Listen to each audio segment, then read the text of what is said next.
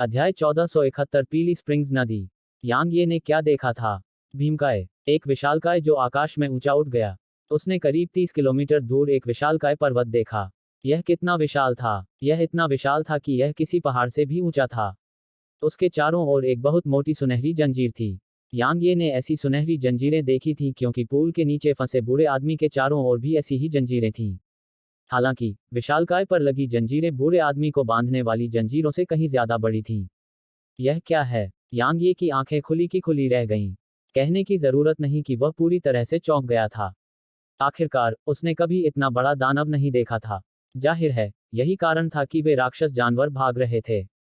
यांग ये इसकी साधना के दायरे को नहीं समझ सका, लेकिन इसका आकार ही दूसरों में निराशा पैदा करने के लिए काफी था। वह दैत्य चकित आंखों से सामने की ओर देख रहा था।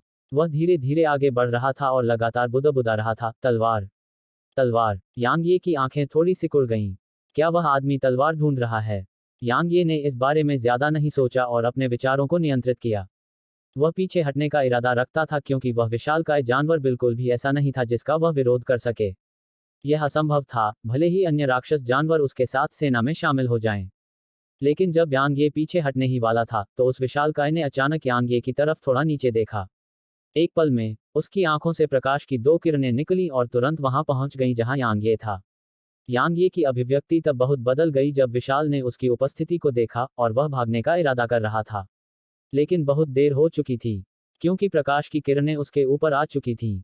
वे विशाल की आंखों में सिर्फ प्रकाश की किरणें थीं, लेकिन जहां तक यांग ये का सवाल था, वे खंभों की तरह थीं जो आकाश को थामे रख सकती थीं।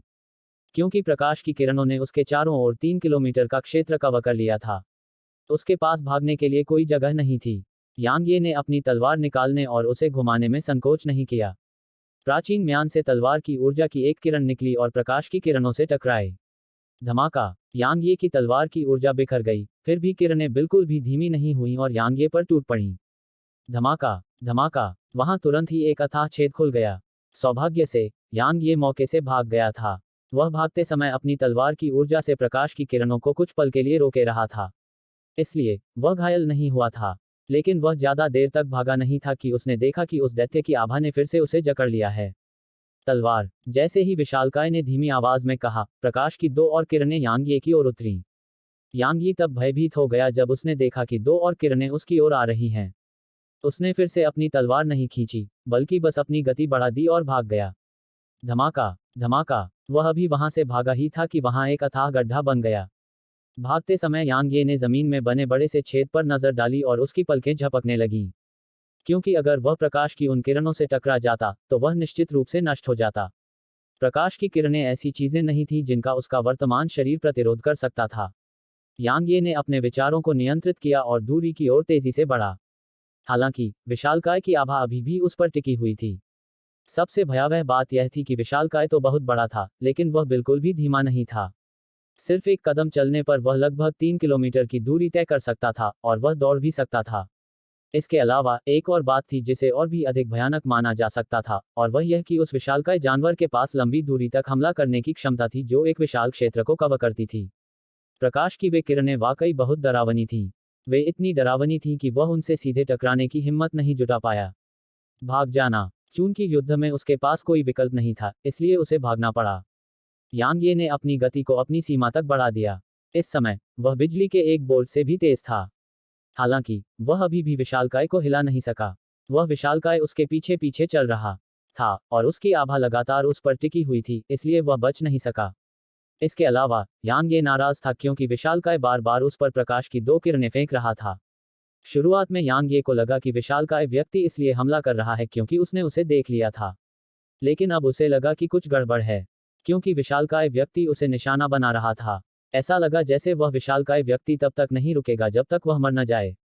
क्यों? तलवार की वजह से। क्योंकि मैं तलवार का साधक हूं। भागते समय यांग ये की भौहें आपस में कसकर चिपकी हुई थीं। विशाल लगातार तलवार शब्द का उच्चारण कर रहा था और ऐसा लग रहा था कि उसे तलवार से बहुत लगाव था, फिर भी उसने अभी अभी तलवार का इस्तेमाल किया था। वह आदमी तलवार चलाने वालों से नफरत करता है, और मैं भी उनमें से एक हूं। मेरी किस्मत इतनी भी बुरी नहीं है ना? यांग ये के मुंह के कोने फड़क उठे। अगर यही कारण था तो उसकी किस्मत बहुत खराब थी।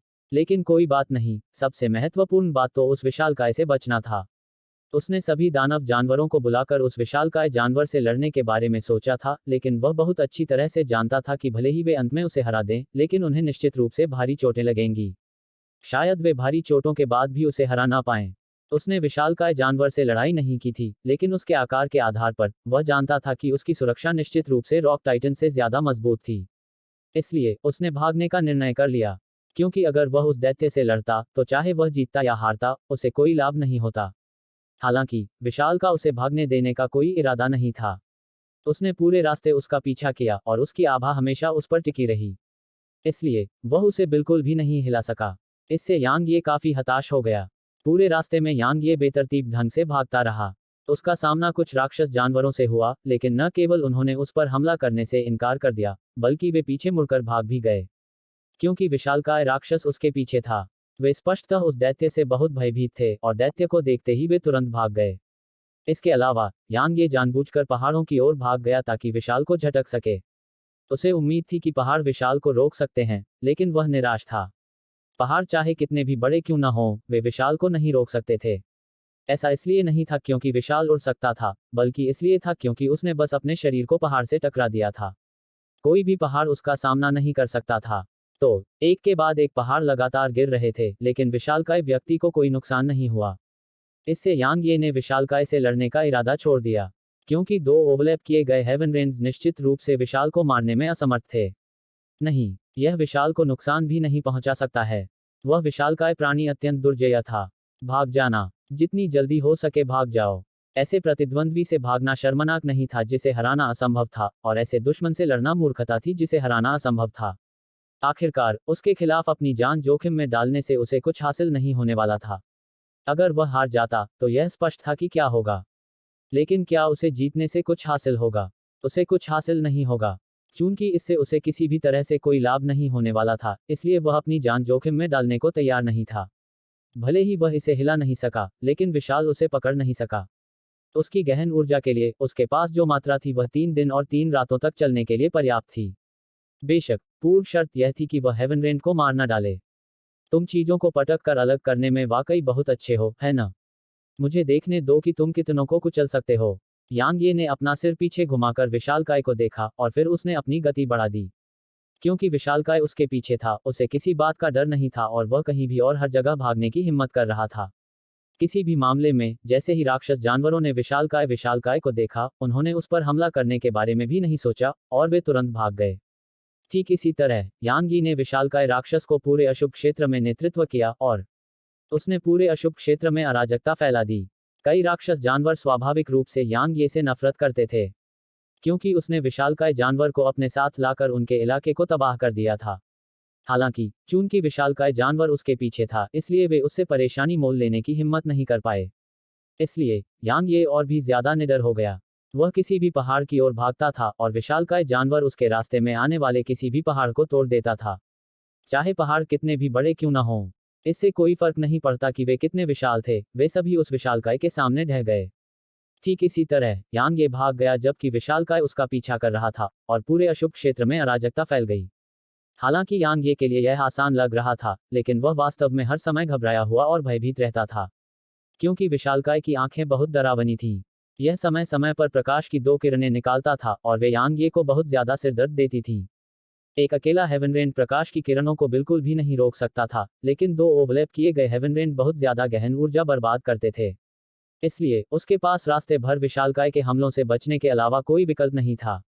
हालांकि वह कई मौकों पर लगभग मारा जा चुका था, वह इसे जारी नहीं रहने दे सकता था। शुरुआत में उसने सोचा कि विशालकाय जानवर लगातार पहाड़ों से टकराने से निश्चित रूप से घायल हो जाएगा। हालांकि इस समय भी, जबकि उसने लगभग 100 पहाड़ों को कुचल दिया है, उसमें किसी भी तरह की चोट के कोई लक्षण नहीं दिखे। इसकी सुरक्षा यांग यी की कल्पना से कहीं ज्यादा थी। यह कहा जा सकता है कि अगर यह खुद को और 100 पहाड़ों से टकराता है तो भी यह बिल्कुल ठीक रहेगा। उसकी यह विधि काम नहीं कर रही थी, लेकिन उसके पास कोई अन्य विचार नहीं था। तो यांग ये बेहद तनाव में थी। लगभग 1 दिन बाद यांग ये अभी भी भाग रहा था जबकि विशालकाय अभी भी उसका पीछा कर रहा था, और ऐसा लग रहा था कि वह तब तक नहीं रुकेगा जब तक यांग ये मर नहीं जाता। इस दौरान यांग यी ने विशालकाय से बात करने के बारे में सोचा, लेकिन वह असफल रहा। विशालकाय ने सिर्फ एक शब्द बोला और वह था तलवार। उस शब्द के अलावा विशालकाय को कोई अन्य शब्द नहीं पता था, और उसने बस प्रकाश की और अधिक किरणें छोड़ी। वह न तो उससे संवाद कर सकता था, न ही उससे लड़ सकता था। वह काफी मुश्किल स्थिति में था। बहुत देर तक दौड़ने के बाद यांग ये की आंखें अचानक चमक उठी क्योंकि उसे पानी दिखाई दिया। कुछ ही दूर पर एक नदी दिखाई दी जो लगभग 10 मीटर चौड़ी थी। नदी बहुत चौड़ी नहीं थी, लेकिन बहुत लंबी थी। वह दोनों तरफ से नदी का अंत नहीं देख पा रहा था। यांग ये ने नदी के ऊपर उड़ने में कोई संकोच नहीं किया। उसे उम्मीद थी कि नदी गहरी होगी, ताकि वह विशालकाय जानवर को कुछ समय के लिए फंसा सके। जैसे ही वह नदी के पास से गुजरा, यांग ये ने देखा कि नदी के किनारे एक पत्थर की पट्टिका थी। लेकिन उसने उसे नहीं देखा क्योंकि वह ऐसी स्थिति में था और उसे ऐसा करने की जहमत नहीं उठानी थी। यांग ये ने अपनी गति सीमा तक बढ़ा दी और तुरंत ही दूरी में गायब हो गया। अगर यांग यी ने थोड़ा ध्यान दिया होता तो उसे पता चल जाता कि विशाल ने उसका पीछा नहीं किया था। विशाल नदी से पहले ही रुक गया था और उसने धीरे धीरे पीछे की ओर बढ़ना भी शुरू कर दिया था। जहां तक यांग ये का सवाल है, वह नदी पार करने के बाद वापस नहीं लौटा था और उसने वापस मुड़ने की हिम्मत भी नहीं की। आखिरकार थोड़ी सी भी चूक से विशालकाय उसे पकड़ सकता था। अगर ऐसा हुआ तो वह मुसीबत में पड़ जाएगा। बस इसी तरह यांग ये दूर गायब हो गया। जहां तक विशालकाय का प्रश्न है, वह अभी भी लगातार पीछे की ओर बढ़ रहा था। यदि यांग यी ने पत्थर की पट्टिका को देखा होता तो वह भी रुक गया होता। उस पर केवल 3 शब्द थे, येलो स्प्रिंग्स नदी। अध्याय 1472 निर्दयता ही मार्ग है। विशालकाय मछली धीरे धीरे पीछे की ओर बढ़ती गई और वह तेजी से आगे बढ़ती गई। विशालकाय मछली को ज्यादा समय नहीं लगा और वह 3 किलोमीटर पीछे चली गई और नदी से बहुत दूर चली गई। वह काफी देर तक नदी को देखता रहा, फिर मुड़कर चला गया। यांग ये के बारे में क्या? यांग ये अभी भी तेजी से आगे बढ़ रहा था। करीब 15 मिनट बाद यांग ये रुक गया। इस समय उसने देखा कि विशालकाय जानवर उसके पीछे पीछे यहां तक नहीं आया था। यांग यी ने तुरंत भौहें सिकोड़ लीं। क्या यह सचमुच नदी में गिर गया है? यांग ये ने कुछ देर तक गहराई से सोचा और फिर उसने अपना सिर हिलाया और विशाल पर और अधिक ध्यान न देने का फैसला किया। वह स्वाभाविक रूप से पीछे मुड़कर नहीं देखेगा। आखिरकार अगर वह पीछे मुड़ता है और विशाल का सामना करता है तो वह मौत को आमंत्रित कर रहा होगा। यांग ये ने आसपास के माहौल पर नजर डाली। इस समय वह उत्तर, दक्षिण, पूर्व या पश्चिम के बीच अंतर नहीं कर पा रहा था, क्योंकि वह उस विशालकाय व्यक्ति को हर जगह ले जा रहा था और जैसे जैसे वह भागता गया, वह दिशा बोध खो बैठा। हालांकि जहां तक उनका सवाल था, यह जगह खतरनाक नहीं लग रही थी। यांग ये ने आसपास के वातावरण पर नजर डाली और फिर वह आगे बढ़ गया। यहाँ धुआं बहुत घना नहीं था। यह धुएं की तरह पतला और विरल था और इससे उसकी दृष्टि पर कोई खास असर नहीं पड़ा। वह अपने आसपास के 3 किलोमीटर के क्षेत्र में सब कुछ देख सकता था, लेकिन उससे आगे की उसकी दृष्टि काफी धुंधली थी। सौभाग्य से यह अशुभ क्षेत्र के उन हिस्सों से कहीं बेहतर था जहां से वह पहले गुजरा था। रास्ते भर यांग ये लगातार आसपास के इलाके का जायजा लेता रहा। अब वह यह पता लगाना चाहता था कि वह कहाँ है। वह यहाँ यूं ही इधर उधर घूमने नहीं आया था, उसका लक्ष्य था अंधेरे का जंगल। जैसे जैसे वह चलता गया, यांग ये को ऐसा महसूस हुआ जैसे कुछ गड़बड़ है। वहां शांति थी। रास्ते भर बहुत शांति थी और उसमें कोई जीवंतता नहीं थी। यह पहले के जंगल के शांत वातावरण से अलग था। वह जंगल शांत था, लेकिन उसमें जीवंतता थी। हालांकि यह जगह ऐसा महसूस हो रही थी जैसे जमी हुई हो। यह सिर्फ शांत नहीं था, इसमें जीवंतता का एक टुकड़ा भी नहीं था। बहुत से लोग जीवंतता जैसी अस्पष्ट अवधारणा को नहीं समझ सकते हैं, लेकिन अगर कोई देर रात कब्रिस्तान में जाए तो इसे समझना आसान होगा। कुछ तो गड़बड़ है। यांग ये ने भौहें सिकोड़ लीं और उसके दिल में एक बुरी भावना पैदा हो गई। इसके अलावा जैसे जैसे वह इस क्षेत्र में गहराई तक जाता गया, यह भावना और भी मजबूत होती गई। उनके स्तर के विशेषज्ञों में खतरे को भांपने की एक निश्चित स्तर की क्षमता होती थी। जैसे ही खतरे का एहसास और भी गहरा हुआ, यांग ये खुद को रोक नहीं सका, क्योंकि उसे ऐसा एहसास तब भी नहीं हुआ था जब उसका सामना विशालकाय राक्षस से हुआ था। तो निश्चित रूप से आगे एक अत्यंत खतरनाक अस्तित्व था। यांग ये ने आसपास के माहौल पर नजर डाली और पीछे हटने ही वाला था, क्योंकि उसे लगा कि वह इस दिशा में आगे नहीं बढ़ सकता। अचानक एक मध्यम आयु वर्ग का व्यक्ति शानदार पोशाक में यांग ये से लगभग 3 मीटर दूर दिखाई दिया। यांग ये हैरान रह गया क्योंकि उस अधेड़ उम्र के आदमी का आना बहुत अचानक हुआ था। उसके आने का कोई संकेत नहीं था और वह अचानक यांग ये के सामने प्रकट हो गया था। एक पल में यांग ये के भीतर की गहन ऊर्जा उमड़ने लगी। उसी समय जब वह सतर्क हो गया, उसने मध्यम आयु वर्ग के व्यक्ति को आंकना शुरू कर दिया। मध्यम आयु वर्ग का व्यक्ति 30 या 40 वर्ष की आयु का लग रहा था। बेशक यांग ये ने निश्चित रूप से नहीं सोचा था कि यह मध्यम आयु वर्ग के व्यक्ति की असली उम्र थी। एक बार जब ताकत एक निश्चित स्तर पर पहुंच जाती है तो व्यक्ति अपने जीवन के किसी भी बिंदु पर अपनी उपस्थिति बनाए रख सकता है। अधेड़ उम्र के उस व्यक्ति ने आलीशान लबादा पहना हुआ था, माथे पर कपड़ा बांधा हुआ था और अपनी मुट्ठी में एक शास्त्र पकड़े हुए था। अपने बाहरी रूप रंग के आधार पर वह एक विद्वान जैसा लग रहा था। वह सुसंस्कृत, खुशमिजाज और हानि रहित लग रहा था। हालांकि यांग ये ऐसा बिल्कुल नहीं सोचेगा। ऐसी जगह पर कोई व्यक्ति निश्चित रूप से दयालु व्यक्ति नहीं होगा। अधेड़ उम्र के आदमी ने यांगी को काफी देर तक देखा और फिर उसने कहा, इतने साल हो गए हैं जब कोई यहाँ आया था। मुझे कभी उम्मीद नहीं थी कि आज कोई यहाँ आएगा, और यह एक वोइडर भी है। यह वाकई काफी दिलचस्प है। जैसे ही उसने बोलना समाप्त किया, उसने अपना दाहिना हाथ हिलाया और एक गो बोर्ड उसके सामने प्रकट हुआ। उसी समय दो पत्थर की बेंचें भी प्रकट हुईं। यांग ये हैरान था, यह सब क्या है? अधेड़ उम्र के आदमी ने गो बोर्ड की ओर इशारा करते हुए कहा, आओ खेलें। अपनी बात खत्म करते ही वह बैठ गया। गो खेलें। यांग ये ने अपना सिर हिलाया, मुझे सच में नहीं पता कि कैसे खेलें। वह इसके बारे में थोड़ा बहुत जानता था, और यह कुछ ऐसा था जो उसकी माँ ने उसे बचपन में सिखाया था। उस समय जब वे बोर होते थे तो वह लिटिल याओ के साथ खेलता था। हालांकि उसने इसकी मूल बातें भी नहीं सीखी थीं। यह ठीक है। अधेड़ उम्र का आदमी मुस्कुराया, हर कोई शुरुआत करता है, और मैंने भी किया। आपकी हत्या करने की इच्छा बहुत प्रबल है, और आपके भीतर की क्रूरता बहुत शक्तिशाली है। आपको अपने दिल को शांत करने की जरूरत है। यांग ये ने उस आदमी को देखा और फिर बैठ गया। अधेड़ उम्र के आदमी ने यांग ये को बैठते हुए देखकर मुस्कुराया और कहा, मेहमान हमेशा पहले जाता है। यांग ये ने मना नहीं किया। उसने एक काला मोहरा उठाया और उसे बोर्ड के बीच में रख दिया। यांग ये की चाल देखकर अधेड़ उम्र के आदमी की आंखों में आश्चर्य की एक झलक उभरी। उसने ऊपर देखा और यांग ये की तरफ देखा, बिना किसी रणनीति के बीच से शुरू करना। तुम तुरंत लड़ना चाहते हो? युवाओं का इतना आक्रामक होना समझ में आता है। जैसे ही उन्होंने बोलना समाप्त किया, उन्होंने एक सफेद टुकड़ा उठाया और उसे बोर्ड पर रख दिया। यांग ये ने वैसा ही खेला जैसा वह पहले खेला करता था। उसने बस्ट के इर्द गिर्द नहीं घूमा, और उसने शुरू से ही तुरंत हमला किया। उसका इरादा उस अधेड़ उम्र के आदमी को अपने साथ नीचे ले जाने का था। बेशक यांग ये पूरी तरह से नुकसान में था, लेकिन उसे इसकी परवाह नहीं थी। यांग ये ने एक टुकड़ा उठाया और उसे बोर्ड पर रखते हुए पूछा, वरिष्ठ, क्या मैं आपसे कुछ पूछ सकता हूँ? मध्यम आयु वाले व्यक्ति ने उत्तर दिया, आगे बढ़ो। यांग ये ने अधेड़ उम्र के आदमी की तरफ देखा। कहने की जरूरत नहीं कि अधेड़ उम्र के आदमी से बात करना बहुत आसान था। उसने एक पल सोचा और कहा, मेरा लक्ष्य अंधेरे का जंगल है, लेकिन मेरा सामना एक बहुत बड़े आदमी से हुआ और मैं उसके द्वारा पीछा किए जाने के दौरान गलती से रास्ता भटक गया। इसलिए मैं पूछना चाहता हूं कि मैं अंधेरे के जंगल में कैसे पहुंच सकता हूं? तुम खो गए हो। अधेड़ उम्र का आदमी जो बोर्ड का एक टुकड़ा रखने वाला था, तुरंत रुक गया। उसने यांग यी को देखा और कहा, तुम यहाँ इसलिए आए हो क्योंकि तुम खो गए थे? यांग ये ने सिर हिलाया। कोई आश्चर्य नहीं। मध्यम आयु वर्ग के व्यक्ति ने थोड़ा सिर हिलाया और फिर उसने यांग ये को देखा, अपर्याप्त जीवन काल। आप जीवन के वसंत के लिए वहां जा रहे हैं। यांग ये ने अपना उद्देश्य नहीं छिपाया। हाँ। अधेड़ उम्र के व्यक्ति ने बोर्ड पर वह टुकड़ा रखा और कहा, वह चीज तुम्हें जिंदा रख सकती है। तुम्हारी प्राकृतिक प्रतिभा और ताकत के आधार पर एक बार जब तुम इसे पालोगे तो तुम्हारी उम्र बढ़ने में कोई समस्या नहीं होगी। लेकिन तुम खो क्यों गए? यांग ये ने पूछा, क्या मतलब है तुम्हारा? अधेड़ उम्र के आदमी ने अपना सिर थोड़ा हिलाया, कोई बात नहीं। चलो आगे बढ़ते हैं।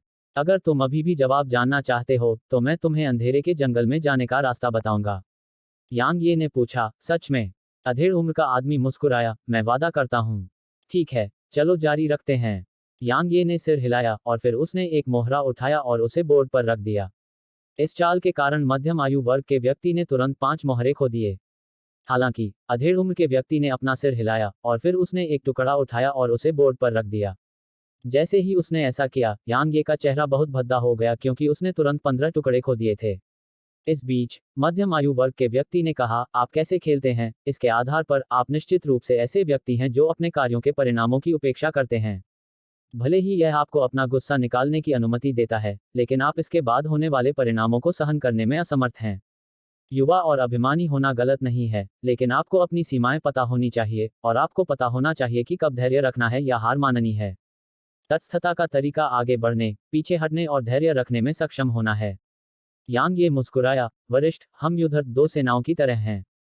अगर मैं एक कदम पीछे हट जाऊं और धैर्य रखूं, तो बदले में मुझे क्या मिलेगा? क्या आप दया दिखाएंगे? नहीं, आप नहीं दिखाएंगे। आप मुझे नष्ट करने का अवसर जब्त कर लेंगे। आप इससे इनकार नहीं करते, है न? अधेड़ उम्र का आदमी चुप रहा। इस बीच यांग ये ने कहा, ऐसी कई परिस्थितियां होती हैं जहां एक कदम पीछे हटना या धैर्य रखना आपके दुश्मन को स्थिति का फायदा उठाने के लिए मजबूर कर देगा। जब से हमने यह खेल शुरू किया है, मुझे पता था कि तुम मेरे खिलाफ पीछे नहीं हटोगे, और मैं अच्छी तरह से जानता था कि मेरी क्षमता निश्चित रूप से तुम्हारे मुकाबले के लिए अपर्याप्त है। तो तुम्हें क्या लगता है कि ऐसी स्थिति में मुझे क्या करना चाहिए? यांग ये ने हंसते हुए कहा, मैंने तुम्हें अपने साथ नीचे ले जाने की कोशिश की। अगर तुम मुझे मारना चाहते हो तो भले ही मैं तुम्हें हरा न सकूं, फिर भी मैं तुम्हें तकलीफ पहुंचाऊंगा। जैसे ही उसने बोलना समाप्त किया, यांग ये ने एक और टुकड़ा उठाया और उसे बोर्ड पर रख दिया, और फिर मध्यम आयु वर्ग के व्यक्ति ने 3 और टुकड़े खो दिए। अधेड़ उम्र के आदमी ने यांग ये की तरफ देखा। उसने कुछ नहीं कहा, बस एक मोहरा उठाया और उसे बोर्ड पर रख दिया। यांग ये ने तुरंत 1 दर्जन से ज्यादा मोहरे खो दिए। हालांकि यांग ये ने इसकी परवाह नहीं की और बस जारी रखा। उसने अपनी जिंदगी को जिस तरह जिया, वैसा ही खेला, उसे अपने फैसलों पर कभी पछतावा नहीं हुआ। यांग ये अपने चरित्र को अच्छी तरह से जानता था, और वह जानता था कि उसके लिए मुसीबत में पड़ना बहुत आसान था। इसके अलावा उसके लिए खुद पर विपत्ति लाना बहुत आसान था। हालांकि वह बहुत अच्छी तरह से जानता था कि इस दुनिया में पैर जमाने का एकमात्र तरीका निर्दयता ही है। बहुत से लोगों की एक बुरी आदत थी, और वह थी कमजोरों को डराना और ताकतवरों से डरना। इसलिए कभी भी कमजोर न बने और कभी भी सहनशीलता न दिखाएं, क्योंकि ऐसा करने से आपको सिर्फ कष्ट ही मिलेगा। यदि आप असंतुष्ट हैं तो लड़ें, यदि आप लड़ते हैं तो अंत तक लड़ें। जीवन के प्रति यांग यी का यही दृष्टिकोण था। दोनों ने लगातार टुकड़े उठाए और उन्हें नीचे रख दिया। यांग ये के टुकड़े धीरे धीरे कम होते जा रहे थे। करीब 15 मिनट बाद यांग ये के पास अपने उठाए हुए टुकड़े को रखने के लिए कोई जगह नहीं थी, क्योंकि पूरा बोर्ड काले टुकड़ों से ढका हुआ था। इस समय मध्यम आयु वर्ग के व्यक्ति ने कहा, आप हार गए हैं। यांग ये ने सिर हिलाया, मैं यह खेल हार गया हूं। अधेड़ उम्र के आदमी ने अचानक यांग ये की आंखों में देखा और कहा, यह गो बोर्ड नहीं बल्कि तुम्हारा जीवन है। तुमने अपना जीवन खो दिया है। यांग ये की आंखें थोड़ी सिकुड़ गईं, और फिर उसने मध्यम आयु वर्ग के व्यक्ति की ओर देखा, मेरा जीवन। अधेड़ उम्र के आदमी ने सिर हिलाकर कहा, तुम्हारा जीवन। अचानक यांग ये ने अपनी तलवार खींची और उसे घुमाया। टकराना। उसके सामने रखा बोर्ड एक ही क्षण में टूट गया। यांग ये ने अपनी तलवार फिर से म्यान में डाली, और फिर उसने मध्यम आयु वर्ग के व्यक्ति की आंखों में देखा, अब क्या? अध्याय 1473 अकेलापन। जैसा कि वे कहते हैं, जीवन शतरंज के खेल की तरह है, और शतरंज जीवन की तरह है। हालांकि गो बोर्ड का उपयोग किसी व्यक्ति के जीवन को दर्शाने के लिए कैसे किया जा सकता है? यांग ये समझ गया कि मध्यम आयु वर्ग का क्या मतलब था। इसका मतलब था कि अधेड़ उम्र के आदमी ने उसे मार डालने का इरादा कर लिया था। हत्या करने का यह इरादा तब सामने आया जब वह गेम हार गया। उसे नहीं पता था कि अधेड़ उम्र का आदमी उसे क्यों मारना चाहता था, लेकिन उसे पूरा यकीन था कि यह खेल से जुड़ा हुआ था। चूंकि मध्यम आयु वर्ग का व्यक्ति खेल को आधार के रूप में उपयोग करना चाहता था, इसलिए यांग ये ने इसे नष्ट कर दिया था। अधेड़ उम्र का आदमी यांग ये को घूरता रहा। उसने कुछ नहीं कहा, न ही हमला किया, बस यांग ये को देखता रहा। यांग ये ने कहा, मुझे ईमानदारी से बोलने की अनुमति दें। वरिष्ठ, आप भटक गए हैं। मैं भटक गया हूं। अधेड़ उम्र का आदमी अचानक हंसा, मैंने कभी नहीं सोचा था कि मैं, गो का संत, वास्तव में भटक गया हूं, और यह भी एक जूनियर द्वारा कहा गया था। दिलचस्प है। आगे बढ़ो और मुझे इसके बारे में बताओ। गो के संत। यांग ये ने मध्यम आयु वर्ग के व्यक्ति की ओर देखा और कहा, वरिष्ठ, जहां तक आपका सवाल है, जीवन गो के खेल की तरह है ना? अधेड़ उम्र के आदमी ने अपना सिर थोड़ा हिलाया, जाओ, आदमी से भी ज्यादा जटिल है। यांग ये ने पूछा, क्या यह मनुष्य के हृदय से भी अधिक जटिल है? अधेड़ उम्र का आदमी दंग रह गया। यांग ये ने आगे कहा, वरिष्ठ, आपको गो का संत कहा जाता है, इसलिए मैं मानता हूं कि आपने इसमें पूर्णता की पराकाष्ठा प्राप्त कर ली है। लेकिन जहां तक मेरा सवाल है, आप मार्ग से भटक गए हैं। क्योंकि गो आपके हृदय में सबसे ऊपर स्थित है और बाकी सब उसके नीचे है। जैसा कि आपने पहले कहा, आपको लगता है कि गो मनुष्य के हृदय से ज्यादा जटिल है। लेकिन मुझे बताएं, क्या इस दुनिया में ऐसी कोई चीज है जो मनुष्य के हृदय से ज्यादा जटिल हो? अधेड़ उम्र का आदमी चुप हो गया, क्योंकि वह यांग ये का खंडन नहीं कर सकता था। मनुष्य का हृदय दुनिया की सबसे जटिल चीज है। इसे बदलना सबसे आसान है और इसे समझना सबसे कठिन है। यांग ये ने आगे कहा, वे कहते हैं कि 3 स्तर हैं, पहाड़ को देखना और पहाड़ देखना, पहाड़ को देखना लेकिन पहाड़ नहीं देखना, और पहाड़ को देखना और फिर पहाड़ देखना। वे 3 प्रकार की मानसिक अवस्थाओं का प्रतिनिधित्व करते हैं, और जो लोग इन मानसिक अवस्थाओं को समझ सकते हैं वे निश्चित रूप से साधारण नहीं हैं। सीनियर, आपको क्या लगता है कि मैं किस स्तर पर हूं? मध्यम आयु वर्ग के व्यक्ति ने यांग ये की ओर देखा और कहा, कृपया बताओ। यांग ये ने हंसते हुए कहा, मैं इनमें से किसी भी स्तर पर नहीं हूं। मुझे आपसे कुछ पूछना है। हमें पहाड़ की ओर क्यों देखना चाहिए? बोलते समय यांग ये ने अपनी छाती की ओर इशारा करते हुए कहा, दुनिया में सबसे जटिल चीज कोई पहाड़ या गो नहीं है, बल्कि हम खुद हैं। हमारा अपना दिल। यह दिल सिर्फ दूसरों को ही धोखा नहीं देता, कभी कभी हमें भी धोखा देता है। अगर आप चीजों को ऐसे दिल से देखें जो खुद को भी धोखा देता है, तो आपको क्या मिलेगा? अधेड़ उम्र का आदमी चुप रहा। यांग ये ने अपनी हथेली पलटी और ऊर्जा से बना एक गो बोर्ड उनके सामने प्रकट हुआ। यांग ये ने उसे देखा और हंसते हुए कहा, वरिष्ठ, आप कहते हैं कि गो का खेल मेरे जीवन जैसा है। लेकिन जहां तक मेरा सवाल है, यह सिर्फ एक खेल है। मैं जानता हूं कि जहां तक आपका सवाल है, यह इतना सरल नहीं है, और इसमें निश्चित रूप से जीवन दर्शन, मानसिक स्थितियां, दाव इत्यादि शामिल हैं। हालांकि जहां तक मेरा सवाल है, यह सिर्फ एक खेल है।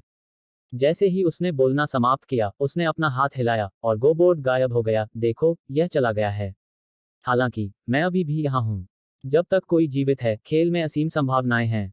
हालांकि अगर कोई चला गया, तो यह सिर्फ एक साधारण खेल होगा। यह उपयोगकर्ता के कारण असाधारण है, और यह व्यक्ति नहीं है जो इसके कारण असाधारण बन जाता है। जैसे मेरे हाथ में यह तलवार और मेरी तलवार दाव, वे मेरे कारण असाधारण हैं। यांग ये। वरिष्ठ, यदि आप दुनिया और उसमें मौजूद सभी चीजों को समझना चाहते हैं, तो आपको पहले खुद को समझना होगा। अगर आप खुद को भी नहीं समझ सकते, तो दुनिया को समझने की कोशिश करना सिर्फ एक मजाक है। वह तलवार क्या थी? यांग यी ने कई मौकों पर खुद से यह सवाल पूछा है। हालांकि उसे हमेशा एक ही जवाब मिला। जहां तक उसका सवाल था, तलवार एक हथियार थी, मारने के लिए एक हथियार। यह बस इतना ही सरल था। शायद दूसरे लोग ऐसा नहीं सोचते। दूसरों की तलवारों में समझ की कई अवस्थाएं, जीवन के दर्शन और ग्रैंड दाव समाहित थे। हालांकि उसकी तलवार ने ऐसा नहीं किया। जहां तक उसका सवाल है, तलवार सिर्फ एक हथियार थी। उसकी तलवार उसके व्यक्तित्व के अनुसार बदलती रहती थी, और वह व्यक्ति नहीं था जो अपनी तलवार के अनुसार बदलता था। तलवार अपने उपयोगकर्ता के कारण असाधारण थी। एक व्यक्ति जो अपनी तलवार के कारण असाधारण था, वह एक ऐसा व्यक्ति था जो अपनी तलवार का गुलाम था। मध्यम आयु वर्ग के व्यक्ति की तरह, गो का खेल उसके दिल में हर चीज से बढ़कर था। सीधे शब्दों में कहें तो वह इसके गुलाम हो गए थे। अधेड़ उम्र के व्यक्ति ने धीरे से अपनी आंखें बंद कर लीं और चुप हो गया। यांग ये भी चुप रहा। उसे नहीं पता था कि अधेड़ उम्र का आदमी कितना ताकतवर था, लेकिन उसे पता था कि अधेड़ उम्र का आदमी निश्चित रूप से बहुत ताकतवर था। इसलिए जब अधेड़ उम्र का आदमी हमला नहीं कर रहा था, तो उसने जल्दबाजी में हमला करने की हिम्मत नहीं की। अगर यह संभव होता, तो उसे लगता कि अगर वे इस बारे में बात कर सकते तो सबसे अच्छा होता। आखिरकार अधेड़ उम्र का आदमी बहुत समझदार लग रहा था। काफी समय बीतने के बाद मध्यम आयु वर्ग के व्यक्ति ने धीरे से अपनी आंखें खोली और उसके मुंह के कोने पर आत्मा उपहास की एक झलक थी। कोई आश्चर्य नहीं। कोई आश्चर्य नहीं। तलवार अपने उपयोगकर्ता के कारण असाधारण है, और गो भी वही है। कोई आश्चर्य नहीं कि मैं अभी भी किंवदंती के प्रबुद्ध गो हृदय को प्राप्त करने में असमर्थ रहा हूं। उसने यांग यी को देखा और आगे कहा, मैं इतने सालों से गो के दाव का अध्ययन कर रहा हूं, लेकिन मैंने कभी खुद का अध्ययन नहीं किया। जैसा कि तुमने कहा, मैं रास्ते से भटक गया हूं। मैं ही हर चीज का सच्चा आधार हूं। यांग ये मुस्कुराई, यह बहुत अच्छी बात है कि तुम इसे समझ पा रही हो। मैं सिर्फ अपने विचारों को व्यापक बनाने वाला ही माना जा सकता हूं। अधेड़ उम्र के व्यक्ति ने मुस्कुराते हुए कहा, गो का दाव मनुष्य के हृदय जितना जटिल नहीं है। हालांकि यह अभी भी व्यापक और गहरा है। यह ऐसा कुछ नहीं है जिसमें मैं सिर्फ एक बार ज्ञान प्राप्त करके एक स्तर ऊपर उठ सकता हूं। हालांकि अगर मुझे यह ज्ञान प्राप्त नहीं होता, तो मैं अपने पूरे जीवन काल में सुधार करने में असमर्थ हो सकता था। संक्षेप में, मुझे आपका धन्यवाद करना होगा। यांग ये मुस्कुराया, बस मुझे मत मारो। यांग ये भूला नहीं था कि कैसे मध्यम आयु वर्ग के व्यक्ति ने उसे मारने का इरादा जगाया था। मैं कोई कृतघ्न व्यक्ति नहीं हूं। अधेड़ उम्र के व्यक्ति ने अपना सिर थोड़ा हिलाया। हालांकि आप भाग्यशाली हैं कि आज मेरी मुलाकात हुई। बेशक, मैं भी भाग्यशाली हूं। उसने यांग यी को देखा और गंभीरता से बोला, तुम्हारा दिल शुद्ध है और बाहरी दुनिया से प्रभावित नहीं होता। ऐसा दिल। संक्षेप में, तुम्हारी भविष्य की उपलब्धियां असीम हैं।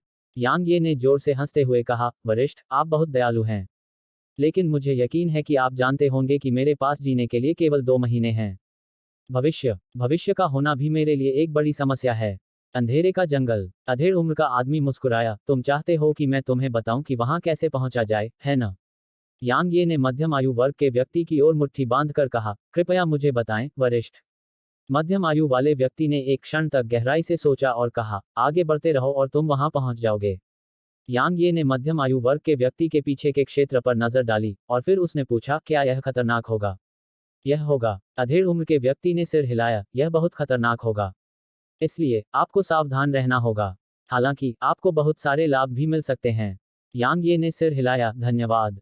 सीनियर, मुझे अन्य काम निपटाने हैं, इसलिए अब मैं विदा लेता हूँ। अधेड़ उम्र का आदमी मुस्कुराया, मुझे उम्मीद है कि मैं तुम्हें वापस आते देख पाऊंगा। सादर, यांग ये मुस्कुराया, मुझे उम्मीद है कि मैं भी जिंदा वापस आ पाऊंगा। अलविदा। जैसे ही यांग ये ने बोलना समाप्त किया, वह तुरंत दूर गायब हो गया। अधेड़ उम्र का आदमी बहुत देर तक उस दिशा में देखता रहा और फिर उसने अपना सिर हिलाया। मौत येलो स्प्रिंग्स नदी के उस पार है। मैं तुम्हें मारना नहीं चाहता। हालांकि मैं तुम्हें बचा भी नहीं सकता। तुम्हारा भाग्य तय करेगा कि तुम जिंदा रहोगे या मरोगे। जैसे ही उसने बोलना समाप्त किया, उसका शरीर थोड़ा कांप उठा और वहीं गायब हो गया। एक बार जब वह गायब हो गया, तो यहाँ का दृश्य वास्तव में बदलना शुरू हो गया और यह धीरे धीरे एक पूरी तरह से अलग दृश्य में बदल गया। अगर यांग ये यहाँ वापस आए, तो वह निश्चित रूप से इसे पहचान नहीं पाएगा और वह अपना रास्ता नहीं खोज पाएगा, क्योंकि रास्ता गायब हो गया था। Dot dot dot. अधेड़ उम्र के आदमी को अलविदा कहने के बाद यांग ये आगे बढ़ता रहा। दरअसल उसे लगा कि कुछ गड़बड़ है, लेकिन वह इसका पता नहीं लगा सका। किसी भी मामले में उसे लगा कि कुछ अजीब है। हालांकि उसके पास आगे बढ़ने के अलावा कोई विकल्प नहीं था। वापस लौटें। जीवन के झरने के बारे में क्या? इसके अलावा अगर वह पीछे मुड़ता तो वह विशालकाय से टकरा सकता था। उसके पास कोई विकल्प नहीं था। उसे अंत तक आगे बढ़ना ही था। वैसे भी वह अशुभ क्षेत्र में सभी तरह के अजीब लोगों और राक्षसों से मिल चुका था, इसलिए और लोगों से मिलना कोई बड़ी बात नहीं थी। इसके अलावा उसके साथ बहुत सारे राक्षस जानवर थे, इसलिए जब तक वह विशालकाय दानव जैसी किसी असामान्य चीज का सामना नहीं करता, उसे किसी से डरने की जरूरत नहीं थी। पूरे रास्ते में यांग ये को किसी भी खतरे का सामना नहीं करना पड़ा, लेकिन फिर भी उसने लापरवाही से काम करने की हिम्मत नहीं की। आखिरकार इस जगह पर लापरवाही मौत के बराबर थी। अचानक एक सफेद रोशनी की किरण चमकी और फिर छोटा आकाश उसके सामने प्रकट हुआ। यांग ये थोड़ा स्तब्ध रह गया। उसे उम्मीद नहीं थी कि वह अचानक उसके सामने आ जाएगी, और उसने तुरंत पूछा, तुम यहाँ क्या कर रही हो? उसने कोई जवाब नहीं दिया। उसने बस आसपास के माहौल पर नजर डाली और कहा, यह जगह बहुत जानी पहचानी लगती है। परिचित। यांग ये ने भौहें सिकोड़ते हुए कहा, क्या आप यहाँ आए हैं? लिटिल स्काई ने भौहें सिकोड़ी और कुछ देर तक सोचा। मुझे लगता है कि मैंने ऐसा किया है, लेकिन मुझे नहीं लगता कि मैंने ऐसा किया है। वैसे भी मुझे याद नहीं है। जैसे ही उसने बोलना समाप्त किया, उसने उसे देखा और कहा, यह जगह थोड़ी खतरनाक लगती है। सावधान रहना। हे, मैं वापस खेलने जा रही हूँ। एक बार जब उसने बोलना समाप्त किया, तो उसने यांग ये के बोलने की प्रतीक्षा नहीं की और तुरंत एक सफेद प्रकाश की किरण में परिवर्तित हो गई जो यांग ये के शरीर में प्रवेश कर गई। यांग ये अवाक रह गया। थोड़ी देर बाद यांग ये ने अपनी चेतना को अपने शरीर में डुबो दिया। लिटिल स्काई कहीं दूर चली गई थी। भले ही वह उसे तुरंत ढूंढ सकता था, लेकिन उसने उसे परेशान नहीं किया। वह जानता था कि वह निश्चित रूप से याद नहीं कर पा रही थी कि वह वास्तव में यहाँ थी या नहीं। लेकिन वह हैरान था, क्या वह पहले सो नहीं रही थी? वह पहले यहाँ कैसे आ सकती थी? यांग ये बहुत देर तक चुप रहा और फिर उसने अपना सिर हिलाया और आगे बढ़ गया। चाहे वह यहाँ रही हो या नहीं, यह उसके लिए बहुत महत्वपूर्ण नहीं था। जहां तक उस खतरे की बात है, उसने इसे गंभीरता से नहीं लिया। आखिरकार वह जानता था कि यह बहुत खतरनाक था जब से वह अशुभ क्षेत्र में प्रवेश किया था। इसके अलावा उसने कभी भी अपनी सतर्कता में ढील नहीं दी। करीब 1 घंटे तक चलने के बाद यांग ये अचानक रुक गया। आगे कुछ ही दूरी पर एक पहाड़ था। पहाड़ बहुत ऊंचा नहीं था और यह सिर्फ 3 किलोमीटर से थोड़ा ज्यादा ऊंचा था, लेकिन पहाड़ ऐसा लग रहा था जैसे किसी ने तलवार से बीच से उसे चीर दिया हो। बीच में एक दरार थी जो करीब 3 मीटर चौड़ी थी, और यही दरार थी जिसकी वजह से पहाड़ ऐसा लग रहा था जैसे 2 पहाड़ हों। यांग ये ने ध्यान से दरार को देखा। उसे एहसास हुआ कि ऐसा नहीं लग रहा था कि इसे तलवार से चीरा गया है, बल्कि ऐसा ही हुआ था। दरार के किनारे शीशे की तरह चिकने थे। यांग यी की नज़र पहाड़ के बाईं ओर जाने में ज्यादा समय नहीं लगा। उसके बीच में शब्दों की एक पंक्ति थी, अजेय होना सबसे अकेलापन है। वह बेखौफ यहाँ था। अध्याय 1474, यांग यी का तलवार का रास्ता। वह बेखौफ। यांग ये वहीं पर दंग रह गया। वह आदमी यहाँ आया था। यांग यी ने ध्यान से शब्दों को पढ़ा। हाँ, यह उसकी लिखावट है। वह अभी भी उतना ही बेलगाम, दबंग और अहंकारी है। अजेय होना सबसे अकेलापन वाली बात है। कितना अहंकारी। हालांकि उन्मुक्त के पास अहंकारी होने की ताकत थी। भले ही यांग ये उन्मुक्त से नहीं मिली थी, लेकिन उन्मुक्त की किंवदंतियां हर जगह सुनी जा सकती थीं। या अधिक सटीक रूप से कहें तो उन्मुक्त के पदचिह्न निश्चित रूप से उन स्थानों पर देखे जा सकते थे जो खतरनाक थे या जहां शक्तिशाली विशेषज्ञ थे। उन्मुक्त एक उसी जगह से आया था जहां से वह आया था, और उनके बीच एक मामूली संबंध भी था। इसके अलावा वे दोनों तलवार साधक थे। हालांकि उन्मुक्त एक का तलवार का दाव पूरी तरह से अलग था। उन्मुक्त एक ने तलवार दाव की सीमाओं का पीछा किया। उसके दिल में केवल तलवार थी और वह सब कुछ त्याग सकता था। तलवार संप्रदाय की स्थिति से यह स्पष्ट था।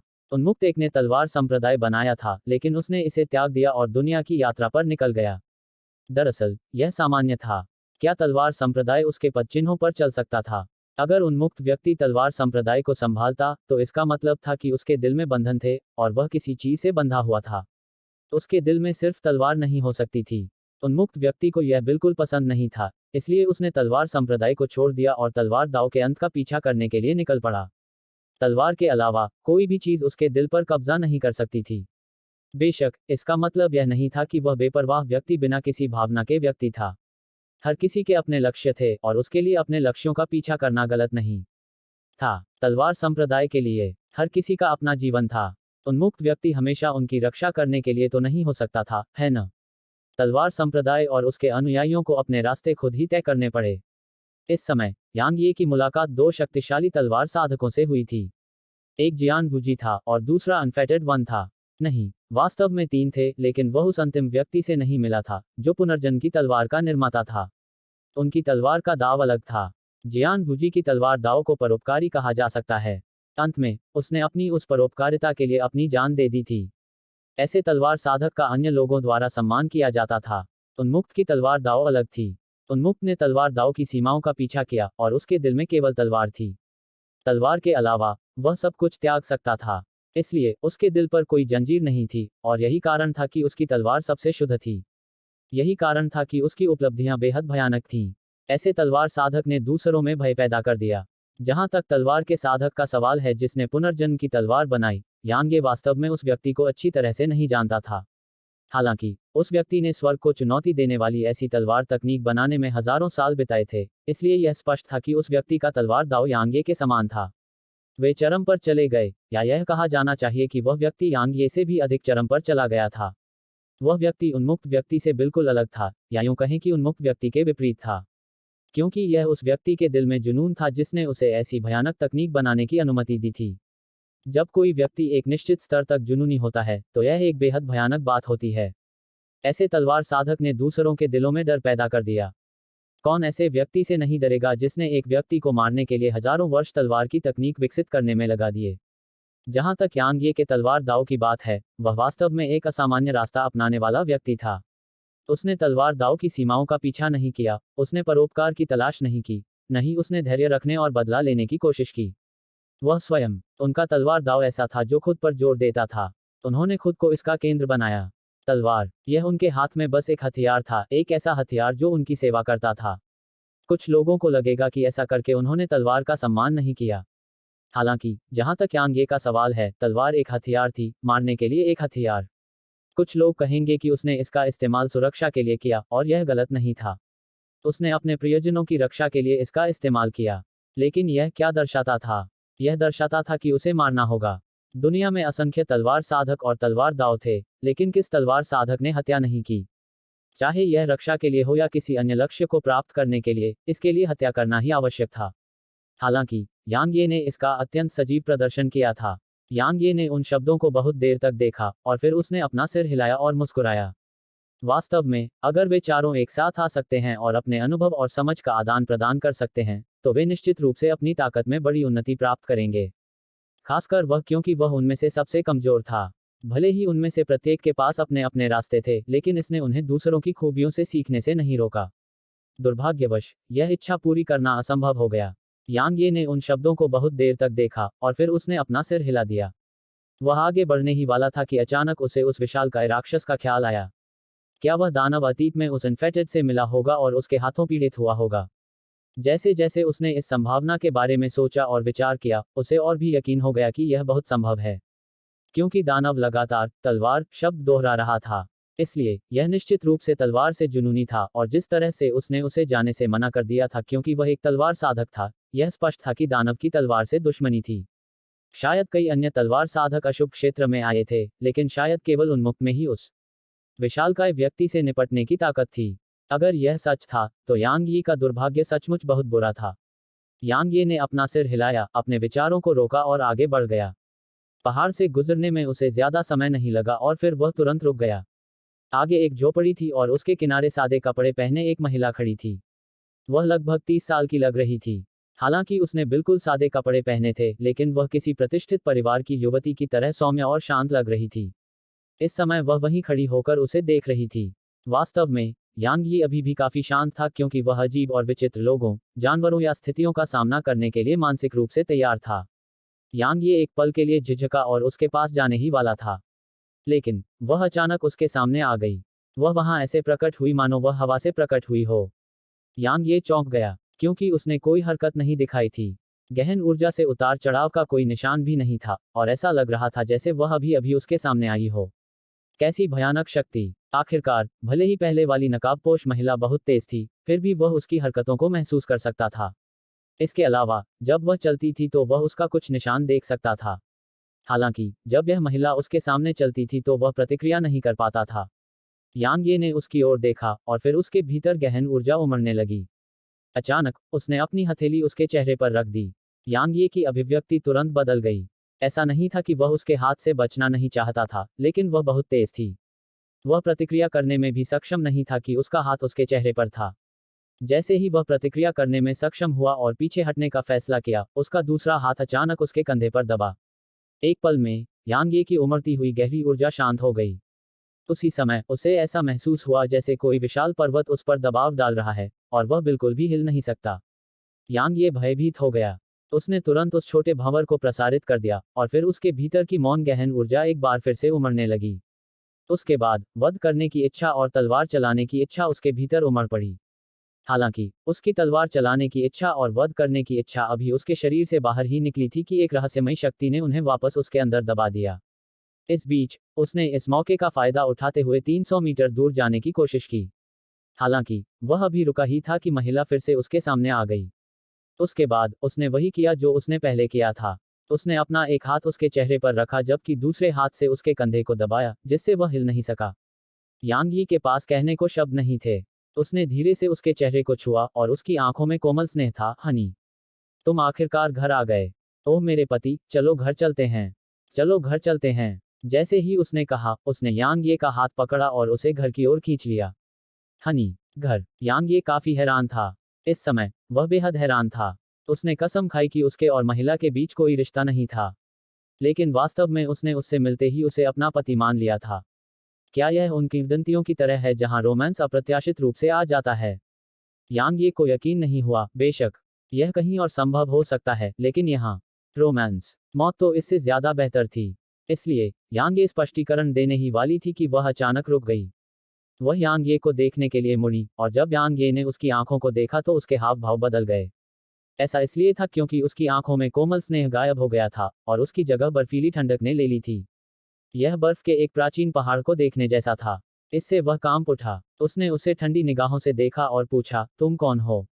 मैं तुम्हारा पति हूँ। यांग ये आश्चर्यचकित हो गया था और लगभग बिना सोचे समझे बोल पड़ा। सौभाग्य से, वह समय रहते रुक गया। उसने एक पल के लिए सोचा और समझाने का इरादा किया। हालांकि, उसने अचानक अपने हाथ को देखा, और उसका चेहरा और भी ठंडा हो गया जब उसने देखा कि वह यांग ये का हाथ पकड़े हुए थी। उसने ऊपर देखा और यांग ये को घूरते हुए कहा, मैं तुम्हारा हाथ क्यों पकड़ रही हूँ? क्या हो रहा है? यांग ये ने उसकी ओर देखा और कहा, तुमने तुमने मेरा हाथ पकड़ा। मुझे कैसे पता? तुम्हारी हिम्मत कैसे हुई? वह अचानक गुस्से से चिल्लाए और अपना दाहिना हाथ लहराया, जिससे यांग ये पर जबरदस्त बल की लहर टूट पड़ी। टकराना। यांग ये अभी तक कोई प्रतिरोध भी नहीं कर पाया था कि उसका शरीर उड़ गया। वह लगभग 30 किलोमीटर तक उड़ता रहा और अंत में अपने पीछे पहाड़ से जा टकराया। टक्कर से पहाड़ भी जोर से हिल गया। यांग ये की आकृति पहाड़ से टकराने के बाद जमीन पर गिर गई। हालांकि, उसे रुकने में ज्यादा समय नहीं लगा। इस समय, उसका चेहरा पीला पड़ गया था जबकि उसके मुंह के कोने पर खून देखा जा सकता था। इसके अलावा, उसे काफी चक्कर आ रहा था। हालांकि, महिला अचानक उसके सामने फिर से आ गई। यह देखते ही यांग ये के हाव भाव काफी बदल गए, और उसने तुरंत अपना दाहिना हाथ लहराया और दिव्य दानव भेड़ियों को बुलाया। बड़ा ब्लैकी और छोटा ब्लैकी तुरंत उस पर झपट पड़े। हालांकि, उनका सामना करते समय उसने कोई डर नहीं दिखाया। जब वे उससे करीब 3 मीटर दूर पहुंचे तो उसने बस अपना हाथ उठाया और उन पर वार किया। Bang bang. यांग ये ने आश्चर्य से देखा कि राक्षस भेड़ियों को कैसे थप्पड़ मारकर भगा दिया गया, और वे तुरंत उसके पीछे पहाड़ से जा टकराए। यांग यी का चेहरा सदमे से भर गया। क्या वह थोड़ी ज्यादा मजबूत नहीं है? अध्याय 1475। क्या आप अपना जीवन देने के लिए यहाँ हैं? यांग ये अकेली नहीं थी जो अचंभित थी, दोनों दिव्य दानव भेड़िए भी अचंभित थे। जाहिर है उन्हें उम्मीद नहीं थी कि उन्हें इस तरह से थप्पड़ मारा जाएगा। इसमें तो बस एक ही थप्पड़ लगा था। एक बार जब उसने दोनों राक्षस भेड़ियों को थप्पड़ मारकर भगा दिया तो उसने यांग ये को देखा।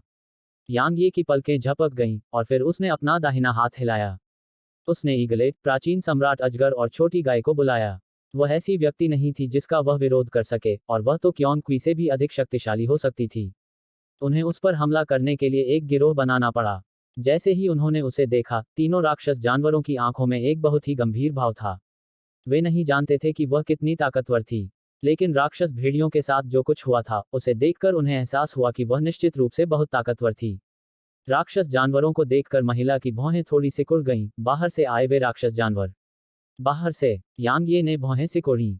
वह इस बारे में पूछने ही वाला था कि वह अचानक मौके से गायब हो गई। यह देखकर यांग ये के चेहरे के भाव एकदम बदल गए। सावधान, टकराना। जैसे ही यांग ये ने बोलना समाप्त किया, ईगलेट, जो समूह के सामने था, उड़ गया। जहां तक अजगर की बात है, जो उनमें सबसे मजबूत था, जब वह गायब हो गई तो उसकी विशाल पूंछ तुरंत महिला की ओर बढ़ गई। उसकी पूंछ की ताकत से अंतरिक्ष में कंपन होने लगा। यहाँ अंतरिक्ष में जरा सा भी कंपन होना बहुत भयानक था। आखिरकार यांग यी का हेवनरेंड यहाँ की जगह को हिलाने में सक्षम नहीं था। ईगलेट को दूर भगाने के बाद उसने अजगर की पूंछ को चकमा देने की कोशिश नहीं की और बस अपना हाथ आगे बढ़ा दिया। यांग यी और अन्य लोगों ने देखा कि उसकी हथेली अजगर की पूंछ पर थपथपा रही थी। अगर उसके हाथ की तुलना अजगर की पूंछ से की जाए तो यह वाकई बहुत मजेदार तुलना होगी। आखिरकार अजगर की पूंछ को रोकने के लिए अपने हाथ का इस्तेमाल करना हाथी को रोकने की चींटी की कोशिश से अलग नहीं था। हालांकि इसके बाद जो हुआ उससे उनके जबड़े लगभग जमीन पर आ गए, क्योंकि वह वास्तव में अजगर की पूंछ को रोकने में सक्षम थी, जिसमें जबरदस्त शक्ति थी। जैसे ही अजगर की पूंछ उसकी हथेली के संपर्क में आई, वह तुरंत रुक गई, लेकिन महिला बिल्कुल भी नहीं हिली। कितना भयानक, यांग ये ने अपने दिल में सोचा। अजगर की पूंछ रोकने के बाद उसने अचानक जोर लगाया और उसकी उंगलियां आसानी से अजगर की पूंछ पर मौजूद मोटी परत को भेद गईं। उसने उस परत को पकड़ लिया और फिर से जोर लगाया। परत टूटी नहीं, नहीं वह खींची गई, बल्कि अजगर का विशाल शरीर हिलने लगा। यांग ये ने आश्चर्य से देखा कि उसने अजगर की पूंछ को एक हाथ से पकड़कर घुमाया। अजगर का विशाल शरीर तुरंत पहाड़ की ओर झूल गया। टकराना। पूरा पहाड़ जोर से हिल गया। धूल और मिट्टी के अनगिनत कण हवा में उछले और बड़ी बड़ी चट्टानें नीचे लुढ़कने लगीं। हालांकि पहाड़ नहीं गिरा और वहीं खड़ा रहा। यांग ये स्वाभाविक रूप से इस बात की परवाह नहीं करता था कि पहाड़ ढह गया है या नहीं। इस समय वह महिला की ताकत से पूरी तरह से स्तब्ध था। वह सिर्फ स्तब्ध नहीं था, बल्कि हैरान था। उसकी ताकत बहुत भयानक थी। अजगर के साथ काम खत्म करने के बाद उसने तुरंत लिटिल काऊ की तरफ देखा।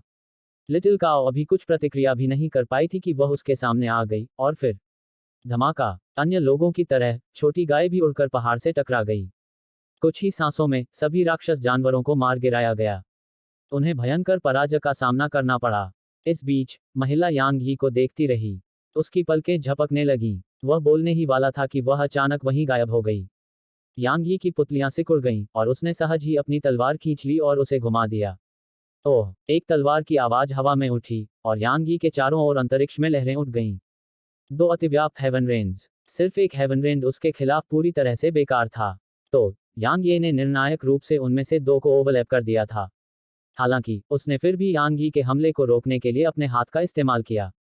टकराना। यांग यी के हमले के तुरंत बाद एक जोरदार धमाका हुआ और उनके आसपास की जगह हिंसक रूप से कांप उठी। उसके बाद महिला लगभग 30 मीटर पीछे हट गई। यांग यी के लिए परिणाम उसके लिए और भी बुरे थे और वह लगभग 600 मीटर दूर जाकर फट गया। महिला ने अपने हाथ की ओर देखा और उसकी हथेली के बीच में खून जैसा लाल निशान था। वह कुछ देर तक उसे देखती रही और फिर उसने यांग ये की ओर देखा। एक तलवार साधक। दो तरह के इरादों वाला एक तलवार साधक और एक तलवार जो गुणवत्ता के ज्ञात स्तरों को पार करती है। कोई आश्चर्य नहीं कि तुम मेरी यिन और यांग की ऊर्जा को नष्ट करने में सक्षम हो। यिन और यांग। यांग ये ने तेजी से उसकी ओर देखा और कहा, तुम द्वैतवाद के दायरे में हो। उसने एक सवाल के साथ जवाब दिया, आप क्या सोचते हैं? यह एक पुष्टि थी। यांग ये ने गहरी सांस ली। इस पल उसे आखिरकार समझ में आ गया कि वह इतनी डरावनी क्यों थी। वह एक विशेषज्ञ थी जो देवता क्षेत्र से भी आगे निकल गई थी। इसमें कोई आश्चर्य नहीं कि सम्राट अजगर भी आसानी से उड़ गया। एक द्वैतवाद क्षेत्र विशेषज्ञ। यांग ये ने अपने दिल में सदमे को दबा लिया और उसकी ओर देखा। कैसे? क्या द्वैत क्षेत्र के साधक के लिए अशुभ क्षेत्र में उपस्थित होना असंभव नहीं है? आप द्वैत क्षेत्र में क्यों हैं? उसने सवाल करते हुए जवाब दिया, आप बाहर से आए हैं। यांग ये को लगा कि वह अशुभ क्षेत्र के बाहर की दुनिया के बारे में बात कर रही थी, इसलिए उसने तुरंत सिर हिलाया। वास्तव में उसने उसे परखा और कहा, तुम इतने कमजोर हो, फिर भी तुम यहाँ आने की हिम्मत कर रहे हो। क्या तुम यहाँ अपनी जान देने आए हो? यांग यी का चेहरा काला पड़ गया, लेकिन वह उसका खंडन नहीं कर सका, क्योंकि वह उसकी तुलना में बहुत कमजोर था। इस बीच उसने अपना सिर हिलाया, चाहे तुम कोई भी हो, मेरा अनादर करने के लिए तुम मौत के लायक हो। रुको। यांग ये की अभिव्यक्ति बदल गई जब उसने देखा कि वह हमला करने का इरादा रखती है, और उसने जल्दी से कहा, कृपया अपने तथ्य सीधे करें। तुम ही थी जिसने मेरा हाथ पकड़ा था। मेरा तुम्हारा फायदा उठाने का कोई इरादा नहीं था। मैंने किया। वह उपहास करते हुए हंसी, तुम अपने आप को क्या समझते हो? मैं तुम्हारा हाथ क्यों पकड़ूंगी? यह कितनी हास्यास्पद बात है।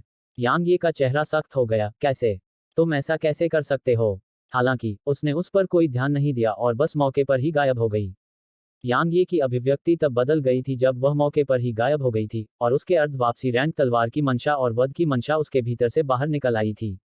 जैसे ही वे बाहर निकले, वे तुरंत तेजी से संघनित हो गए और विस्फोट हो गया।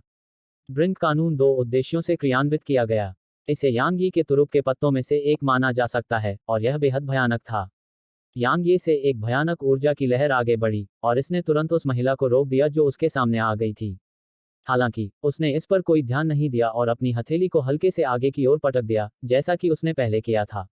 यह बिल्कुल ऐसा हल्का थप्पड़ था जिसने यांग ये के इरादों से बनी ऊर्जा को तुरंत चकनाचूर कर दिया, जिसे कगार पर लाया गया था, और वे बैंगनी ऊर्जा में बदल गए जो आसपास की ओर बह गई।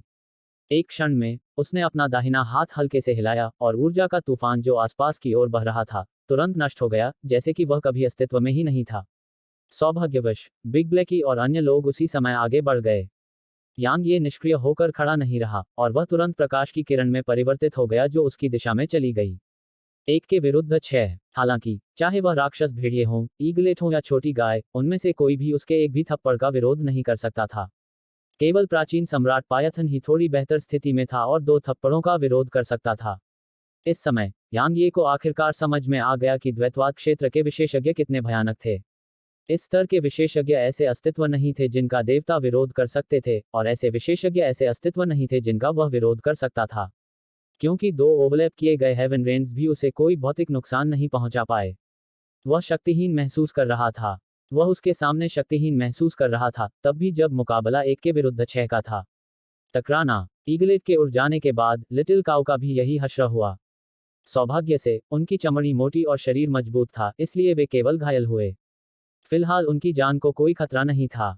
दूसरी ओर यांग ये की हालत बहुत खराब थी। हालांकि उसका शरीर भी मजबूत था, लेकिन उन राक्षस जानवरों की तुलना में यह काफी कमजोर था। इसलिए हर एक हमले में उसे खून थूकना पड़ता था। सौभाग्य से, जबकि उसके पास उनकी शारीरिक सुरक्षा नहीं थी, उसकी ठीक होने की क्षमता उनसे कहीं ज्यादा थी। इसलिए वह बड़ी मुश्किल से ही टिक पाया। गर्जन। सम्राट अजगर लगातार थप्पड़ खाने से क्रोधित हो गया, और क्रोध से दहाड़ने के बाद वह एक बड़ा घेरा बनाकर उस पर टूट पड़ा। क्योंकि यह इतना विशाल था, ऐसा लग रहा था जैसे कोई पहाड़ महिला पर गिर पड़ा हो, और यह एक अत्यंत चौंकाने वाला दृश्य था। हालांकि महिला की अभिव्यक्ति शांत और संयमित रही, और उसने बस अपना दाहिना हाथ आगे बढ़ाया। एक पल में ऐसा लगा जैसे उसके आसपास की दुनिया से कुछ निकल रहा हो, और पूरी दुनिया अलौकिक हो गई। उसके बाद उसका आकार अजगर की ओर बढ़ गया। टकराना। अजगर दर्द से चीख उठा क्योंकि उसका शरीर उड़कर पहाड़ से टकरा गया था, जिससे पहाड़ जोर से हिलने लगा। कुछ ही देर बाद अजगर का शरीर पहाड़ से फिसलकर जमीन पर गिर गया। यांग यी ने देखा कि टक्कर से अजगर के शल्क टूट गए थे। क्या भयानक ताकत है। यांग ये ने गहरी सांस ली और महिला को देखा। वह हैरान था, बेहद हैरान। क्या द्वैतवाद क्षेत्र के विशेषज्ञों का निचले आयामों में मौजूद होना असंभव नहीं है? इसके अलावा मैंने इससे पहले कभी किसी का सामना नहीं किया है। इस शापित जगह में द्वैतवाद क्षेत्र का विशेषज्ञ क्यों है? क्या मैं येलो स्प्रिंग्स नदी के दूसरी तरफ जा सकता था? यांग ये उसके इस विचार से चौंके बिना नहीं रह सका, और फिर उसने उसकी ओर देखा और पूछा, क्या मैं तुमसे कुछ पूछ सकता हूँ? क्या क्या यह येलो स्प्रिंग्स नदी का दूसरा किनारा है? उसे और भी ज्यादा इस बात का एहसास था कि कुछ गड़बड़ है। उसे तब से ही लग रहा था कि कुछ गड़बड़ है जब से वह सेंट ऑफ गो से मिला था। इसलिए उसे शक था कि वह येलो स्प्रिंग्स नदी के दूसरी तरफ चला गया होगा। महिला ने सवाल करते हुए जवाब दिया, तुम्हें अभी इसका एहसास हुआ? यांग ये का चेहरा तुरंत जम गया। पीली स्प्रिंग्स नदी, मैं वास्तव में इससे गुजरा। यांग ये ने घुटन भरी सांस ली और उसकी आंखों में एक अजीब सा भाव भर गया। मैं येलो स्प्रिंग्स नदी के दूसरी तरफ से गुजर चुका हूँ। मैं अचानक इसके दूसरी तरफ कैसे पहुंच गया? अध्याय 1476 एक बीमार औरत। इस क्षण उसे अंततः समझ में आया कि वह इतनी डरावनी क्यों थी। पीली स्प्रिंग्स नदी। वह बिना जाने ही येलो स्प्रिंग्स नदी से गुजर गया था। नदी के दूसरी तरफ खेती करने वालों की खेती प्रतिबंधित नहीं थी।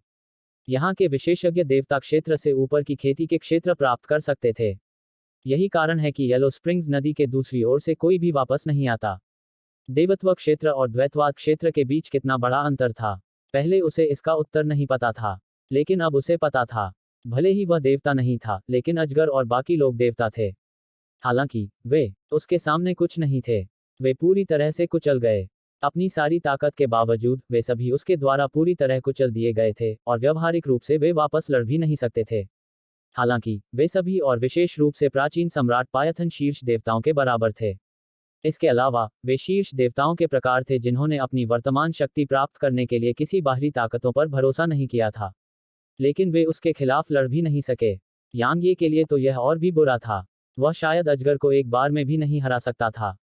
हालांकि हेवनरेन शक्तिशाली था, लेकिन वह अजगर को एक पल में नहीं मार सकता था। औरत को तो छोड़ ही दीजिए, यह उसके लिए बिल्कुल भी खतरा नहीं था। 2 ओवरलैप किए गए हेवनरेन ने बस उसकी त्वचा में छेद कर दिया था।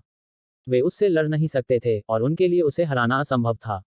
अगर यांग ये स्टेलर स्वॉर्ड डायग्राम का इस्तेमाल कर सकता है, तो शायद वह उसे हराने की कोशिश कर सकता है। लेकिन समस्या यह थी कि वह अभी इसका इस्तेमाल नहीं कर सकता था। दरअसल वह इसे सक्रिय कर सकता था, लेकिन क्या वह ऐसा करने की हिम्मत करेगा? बेशक वह ऐसा नहीं करेगा। अगर उसने ऐसा किया, तो शायद वह मरने वाला पहला व्यक्ति होगा।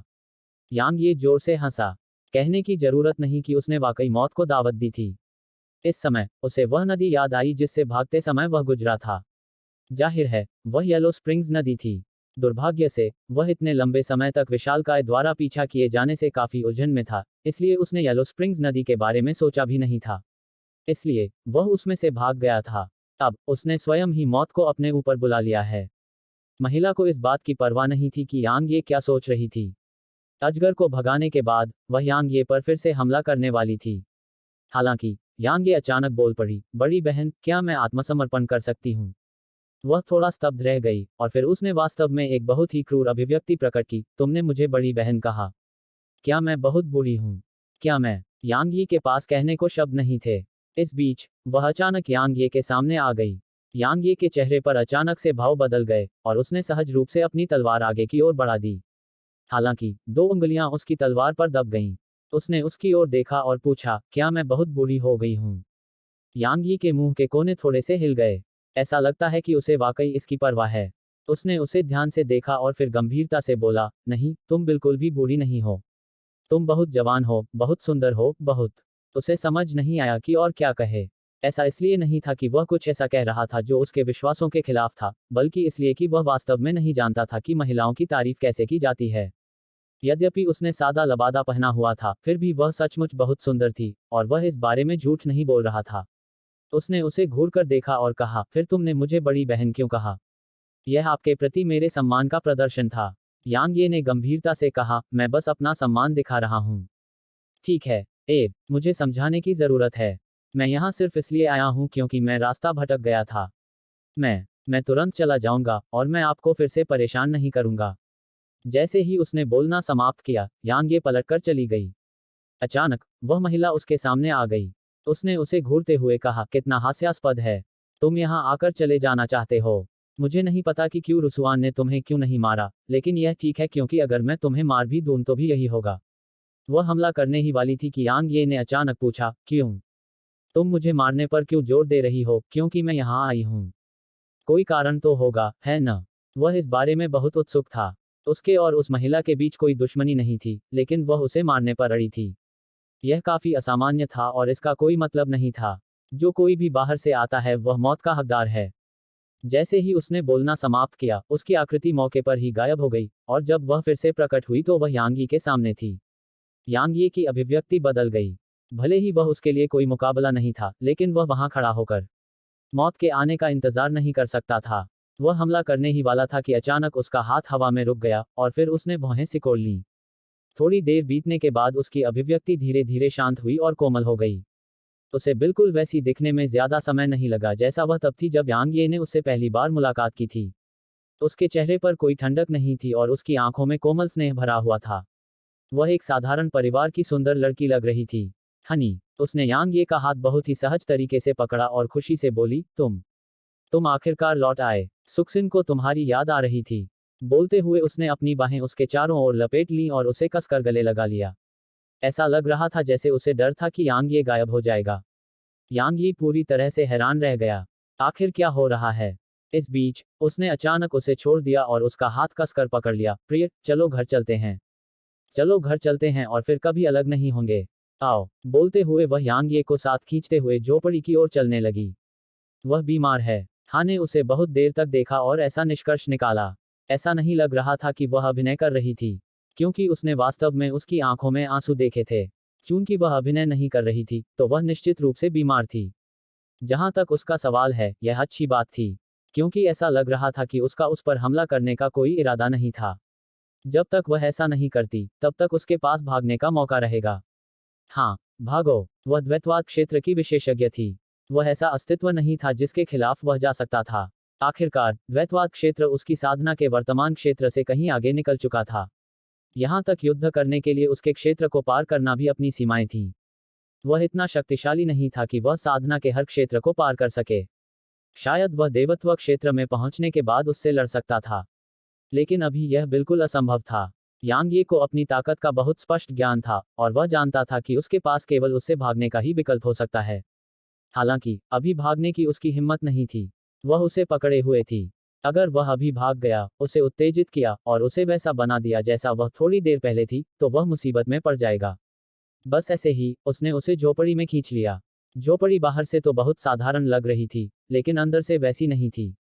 यह वास्तव में बहुत आलीशान तरीके से सजा हुआ था और इसमें वह सब कुछ था जिसकी किसी को जरूरत होती। उसने उसे बिस्तर के किनारे खींच लिया और फिर अपनी बाहों में उसे लपेट लिया और अपना सिर उसके कंधे पर टिका दिया। वह धीरे से बोली, प्रिय, तुम्हें लौटने में इतनी देर क्यों लगी? क्या तुम मुझे भूल गए? यांग ये बोलने ही वाला था कि अचानक उसे अपने कंधे पर कुछ ठंडा महसूस हुआ। उसने पलट कर देखा तो पाया कि वह अचानक रोने लगी थी। यांग ये को स्वाभाविक रूप से उस पर कोई दया नहीं आई। क्या मजाक है? वह उसकी नहीं थी और वह उसके लिए रो नहीं रही थी। वह बस भागने के बारे में सोच रहा था। वह भूला नहीं था कि वह कहाँ है।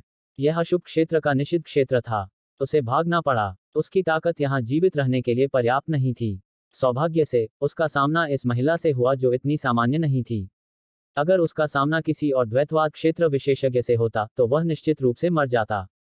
द्वैतवाद क्षेत्र के विशेषज्ञ, यहाँ तक क्यू की वर्तमान ताकत भी उनसे लड़ने के लिए निश्चित रूप से अपर्याप्त होगी। यांग ये ने उसकी ओर देखा और कहा, क्या तुम्हें अभी भी याद है कि अभी क्या हुआ था? पहले उसने यांग ये की ओर देखा। क्या मैं तुम्हारा इंतजार नहीं कर रही थी?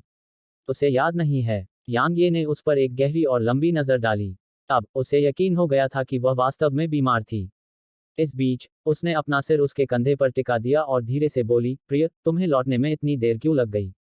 क्या तुम्हें पता है कि तुम्हारे लौटने का इंतजार करते हुए मैं कितनी अकेली हो गई हूँ?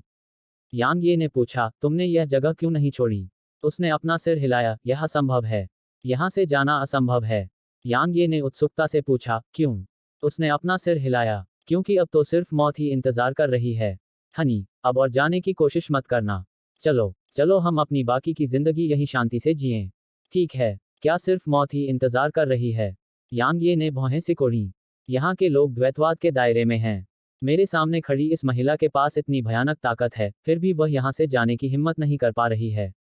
दूसरे शब्दों में, यहाँ निश्चित रूप से कुछ प्रकार का प्रतिबंध है जो उन्हें कैद करता है। यदि ऐसा है तो फिर कौन इतना शक्तिशाली है कि द्वैतवाद क्षेत्र के विशेषज्ञों को कैद कर सके? अशुभ क्षेत्र उसे और भी रहस्यमय लगा। बेशक वह इन सब बातों की परवाह करने के मूड में नहीं था। उसका दिमाग इस बात पर केंद्रित था कि कैसे इस शापित जगह से भागकर अंधेरे के जंगल में जाए। अगर वह इस शापित जगह से भागना चाहता था, तो पहला कदम इस महिला से भागना था। लेकिन महिला ने उसे कसकर पकड़ रखा था और उसे डर लग रहा था कि वह उसे छोड़कर चला जाएगा।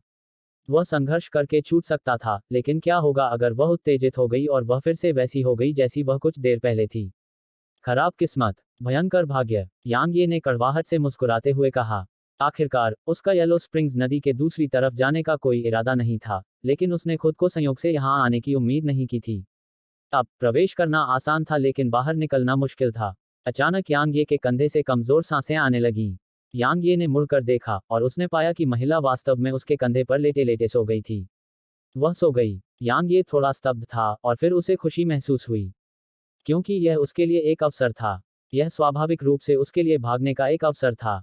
उसे मार, यह कोई यथार्थवादी विचार नहीं था। यह बिल्कुल भी यथार्थवादी नहीं था। उसके स्तर के विशेषज्ञ खतरे के प्रति बेहद संवेदनशील थे। इसलिए उसे बस हत्या का इरादा बताना था और यह निश्चित रूप से उसे चिंतित कर देगा। इसलिए उसने भागने का विकल्प चुना। यांग ये ने अपना दाहिना हाथ उसके हाथ पर रखा और वह उसे धीरे से एक तरफ हटाने ही वाला था कि तभी सुक्सिन ने अचानक अपनी आंखें खोली और फिर उसने अपना सिर उठाया और उसकी आंखों में देखा। उसकी अभिव्यक्ति बर्फीली सी ठंडी थी और निगाहें बर्फीली सी ठंडी थीं। यांग ये का चेहरा जम गया है। अध्याय 1477 मृतकों की आत्मा।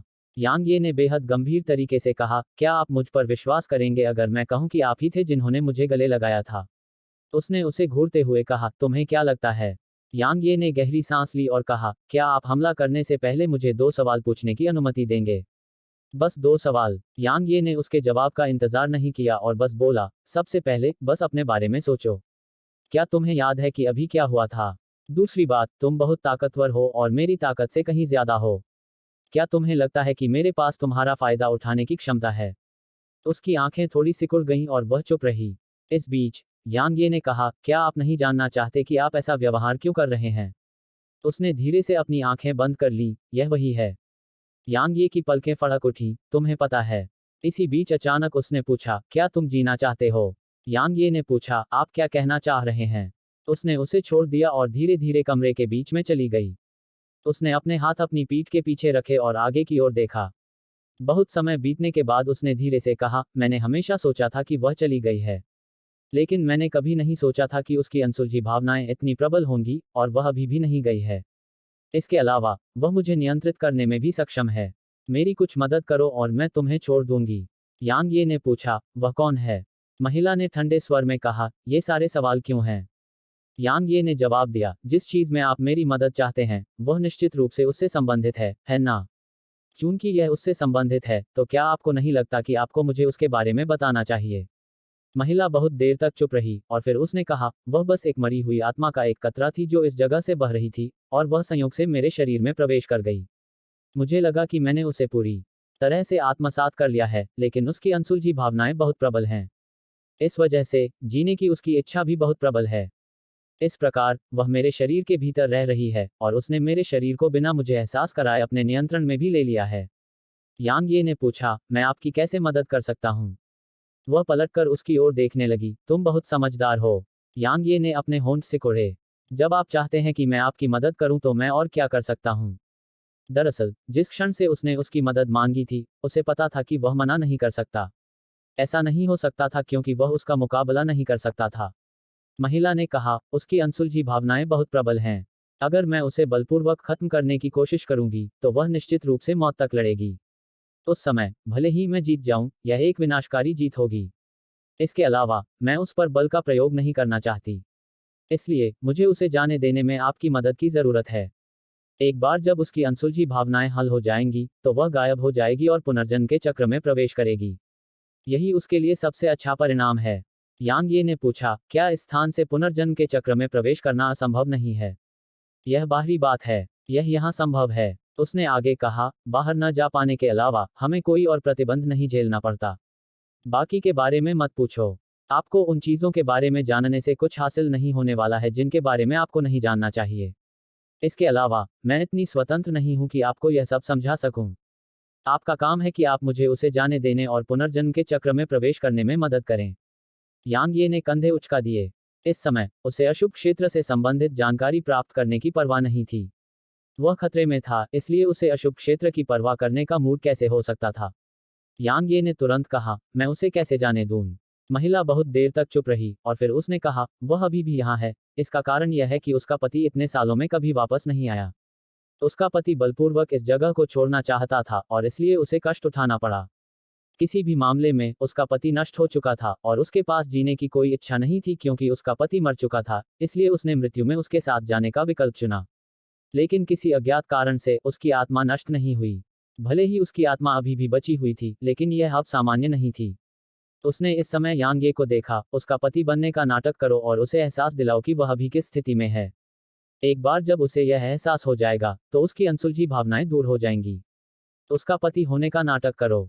यांग ये ने भौहें सिकोड़ते हुए कहा, क्या तुम मजाक कर रहे हो? क्या मैं मजाक कर रहा हूँ? उसने ठंडे स्वर में कहा, वह तुम्हें अपने पति की तरह मानती है, इसलिए उसे जाने देने का यही सबसे अच्छा समय है, और यह उसके, मेरे और तुम्हारे लिए भी अपनी अपनी आज़ादी पाने का सबसे अच्छा समय है। इसलिए, तुम्हारे पास कोई विकल्प नहीं है। समझे? यांग ये ने धीमी आवाज में कहा, आप चाहते हैं कि मैं उसका पति होने का नाटक करूं, लेकिन मेरा सवाल यह है कि उसके बाद मैं क्या करूं? मैं उसे उसके सामने की वास्तविकता का एहसास कैसे कराऊं और उसे जाने दूं? महिला उदासीनता से बोली, मुझे नहीं मालूम। यांग ये दंग रह गया, तुम्हें नहीं पता? उसने जवाब दिया, तुम खुद ही कोई रास्ता सोचो।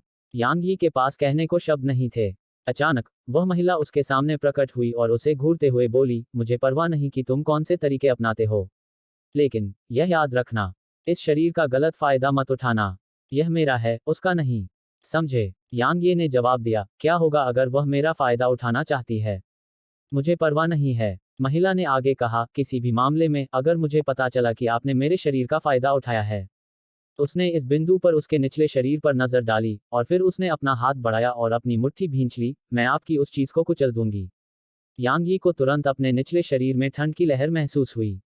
कितनी हिंसक! इस बीच, वह दरवाजे से बाहर देखने के लिए मुड़ी, उसे जाने दो और मैं तुम्हें छोड़ दूंगी। यांग ये ने जल्दी से पूछा, क्या आप मुझे इस जगह से बाहर भेज सकते हैं?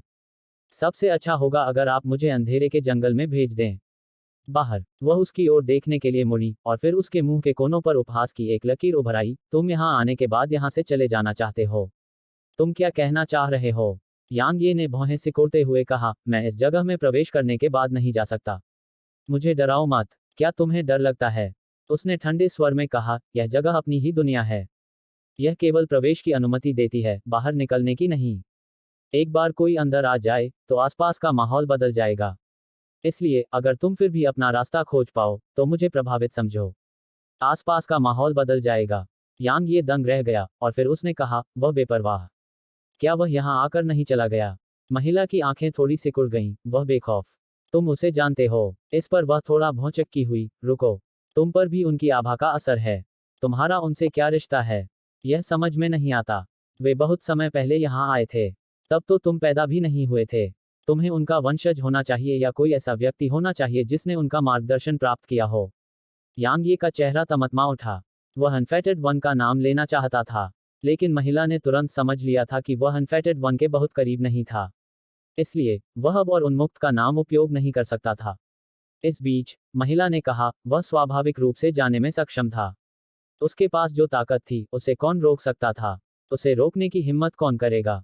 लेकिन तुम्हारा क्या? तुम इतनी कमजोर हो, तो तुम्हें रोकने की हिम्मत कौन नहीं करेगा? यांग ये का चेहरा काला पड़ गया, अरे, क्या तुम थोड़ा व्यवहार कुशल नहीं हो सकते? विनम्र। वह ठंडी हंसी, तुम कमजोर हो फिर भी दूसरों को तुम्हारे बारे में ऐसा कहने की इजाजत नहीं देते। यांग ये ने उसकी आंखों में देखा और अत्यंत गंभीर स्वर में बोला, मुझे 3 साल दो और मैं तुम में से 10 लोगों से लड़ सकूंगा। उसकी आंखें थोड़ी सिकुड़ गईं। वह बोलने ही वाली थी कि अचानक उसकी भौहें तन गईं। उसने उसे परखा और फिर चुप हो गई। इस पल, उसे याद आया कि जो आदमी उसके सामने खड़ा था, वह सिर्फ एक शून्यवादी था। एक शून्यकर्ता। उसके लिए शून्यवादी चींटियों की तरह थे। उससे लड़ने की तो बात ही छोड़िए, वह ऐसे साधकों को एक नज़र में ही मार सकती थी। हालांकि, जो आदमी उसके सामने खड़ा था, वह उसके कुछ हमलों का बलपूर्वक प्रतिरोध करने में सक्षम था। वह कुछ देर तक चुप रही और फिर बोली, तलवार दाव में तुम्हारी स्वाभाविक प्रतिभा उससे कम नहीं है। अगर तुम कुछ साल बाद आती, तो तुम भी उसके जैसे ही होते। यहाँ कोई भी तुम्हें नुकसान नहीं पहुंचा पाता और कोई भी तुम्हें रोकने की हिम्मत नहीं कर पाता। हालांकि, तुम्हें कमजोर होने पर ही यहाँ आना पड़ा। इसमें किसकी गलती है? यांग ये ने जोर से हंसते हुए कहा, क्या तुम्हें लगता है कि मैं ऐसा करना चाहती थी? मैं यहाँ सिर्फ इसलिए आई क्योंकि मैं खो गई थी। सच में, मुझे इसका पछतावा है। सुंदर बहन, तुम बहुत मजबूत हो। मुझे इस जगह से बाहर भेज दो, और मैं मजबूत होकर तुम्हें बचाने के लिए वापस आऊंगी। ठीक है, अगर मैं तुम्हें यहाँ से बाहर भेज सकती हूँ तो क्या मुझे तुम्हारी मदद की जरूरत पड़ेगी? उसने उस पर उदासीन नजर डाली। मेरे ज्ञान के अनुसार, इतिहास में केवल 2 लोग ही बाहर से प्रवेश करने के बाद बाहर निकल पाए हैं। बाकी सभी यहाँ आते ही मर गए हैं। 2 लोग। यांग ये ने भौहें सिकोड़ी, क्या यह कोई अधेड़ उम्र का आदमी था? यांग ये जिस अधेड़ उम्र के आदमी की बात कर रहा था, वह स्वाभाविक रूप से वही अधेड़ उम्र का आदमी था जिसने उसे ड्रैगन सील दी थी। एक अधेड़ उम्र का आदमी। उसने अपना सिर हिलाया, नहीं, वह व्यक्ति उन्मुक्त व्यक्ति की तरह नहीं गया। वह व्यक्ति अभी भी यहाँ है।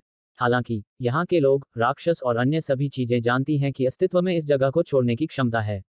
यह कोई अधेड़ उम्र का आदमी नहीं है। यांग ये की भौहें आपस में कसकर चिपकी हुई थीं। उसने सोचा था कि अधेड़ उम्र का आदमी इस जगह में आया है, लेकिन अब ऐसा लग रहा था कि अधेड़ उम्र का आदमी यहाँ आया ही नहीं था। लेकिन यह बात समझ में आती है। भले ही वह अधेड़ उम्र का आदमी बहुत ताकतवर था, लेकिन उसके और उस बेड़ियों से बंधे हुए आदमी के बीच शायद बहुत बड़ा अंतर था। इसके अलावा उस अधेड़ उम्र के आदमी की ताकत शायद उस महिला से ज्यादा नहीं थी जो उसके सामने खड़ी थी। क्योंकि अगर वह अधेड़ उम्र का व्यक्ति पुनर्जन्म क्षेत्र का विशेषज्ञ होता, तो भले ही वह अधेड़ उम्र का व्यक्ति इस स्थान को छोड़कर न जा पाता, लेकिन वह निश्चित रूप से जीवित बच सकता था। इस बीच महिला ने कहा, मुझे परवाह नहीं है कि आप जा पाएंगे या नहीं। मैं बस इतना कहना चाहती हूँ कि आप एक बार उसकी अनसुलझी भावनाओं से निपटने में मेरी मदद करने के बाद जा सकते हैं। जहाँ तक कहाँ जाते हैं, यह आपका मामला है। यह हमारा सौदा है, समझे? यांग ये ने पूछा, अगर मैं ऐसा न कर सकूं तो क्या होगा? तुम जब तक कर सकोगे, कोशिश करोगे। उसने उसकी आंखों में देखा और आगे कहा, वह तुम्हें अपने पति की तरह मानती है, इसलिए केवल तुम्हारे पास उसे जाने देने की क्षमता है। इसके अलावा मुझे तुम्हें याद दिलाना चाहिए कि भले ही वह तुम्हें अपना पति मानने के कारण अपनी रक्षा नहीं करेगी, लेकिन बेहतर होगा कि तुम मुझे मारने के अवसर का लाभ उठाने के बारे में न सोचो, क्योंकि वह खतरे का सामना करने पर सहज रूप से खुद को छिपा लेगी, और फिर मैं फिर से अपने शरीर पर नियंत्रण पा लूंगा। समझे? यांग ये ने उसकी तरफ देखा। निश्चित रूप से यह बिल्कुल वैसा ही था जैसा उसने उम्मीद की थी। जब तक सुक्सिन उसके शरीर पर नियंत्रण में थी, तब तक उस पर हमला करना असंभव था। अगर उसने अभी ऐसा करने की कोशिश की होती तो शायद वह मर जाता। एक और बात, इस बीच उसने उसे घूरते हुए कहा, मेरे शरीर के बारे में कोई और विचार मत करो। वह तुम्हारे खिलाफ नहीं रहेगी, लेकिन तुम्हें यह समझना चाहिए कि यह मेरा शरीर है, उसका नहीं। तो तुम समझ गए, है न? जाहिर है उसे डर था कि यांग यी इस अवसर का फायदा उठा लेगा। यांग ये बोलने ही वाली थी कि अचानक उसकी भौहें थोड़ी सिकुड़ गईं, और फिर उसका हाव भाव बदल गया। उसके चेहरे पर बर्फीले ठंडे भाव को फिर से कोमल होने में ज्यादा समय नहीं लगा। यांग ये ने उसे घूरते हुए ठंडी आवाज में कहा, हमारे बीच कुछ नहीं होगा, लेकिन मैं अभी भी थोड़ा सा छू सकता हूँ, है ना?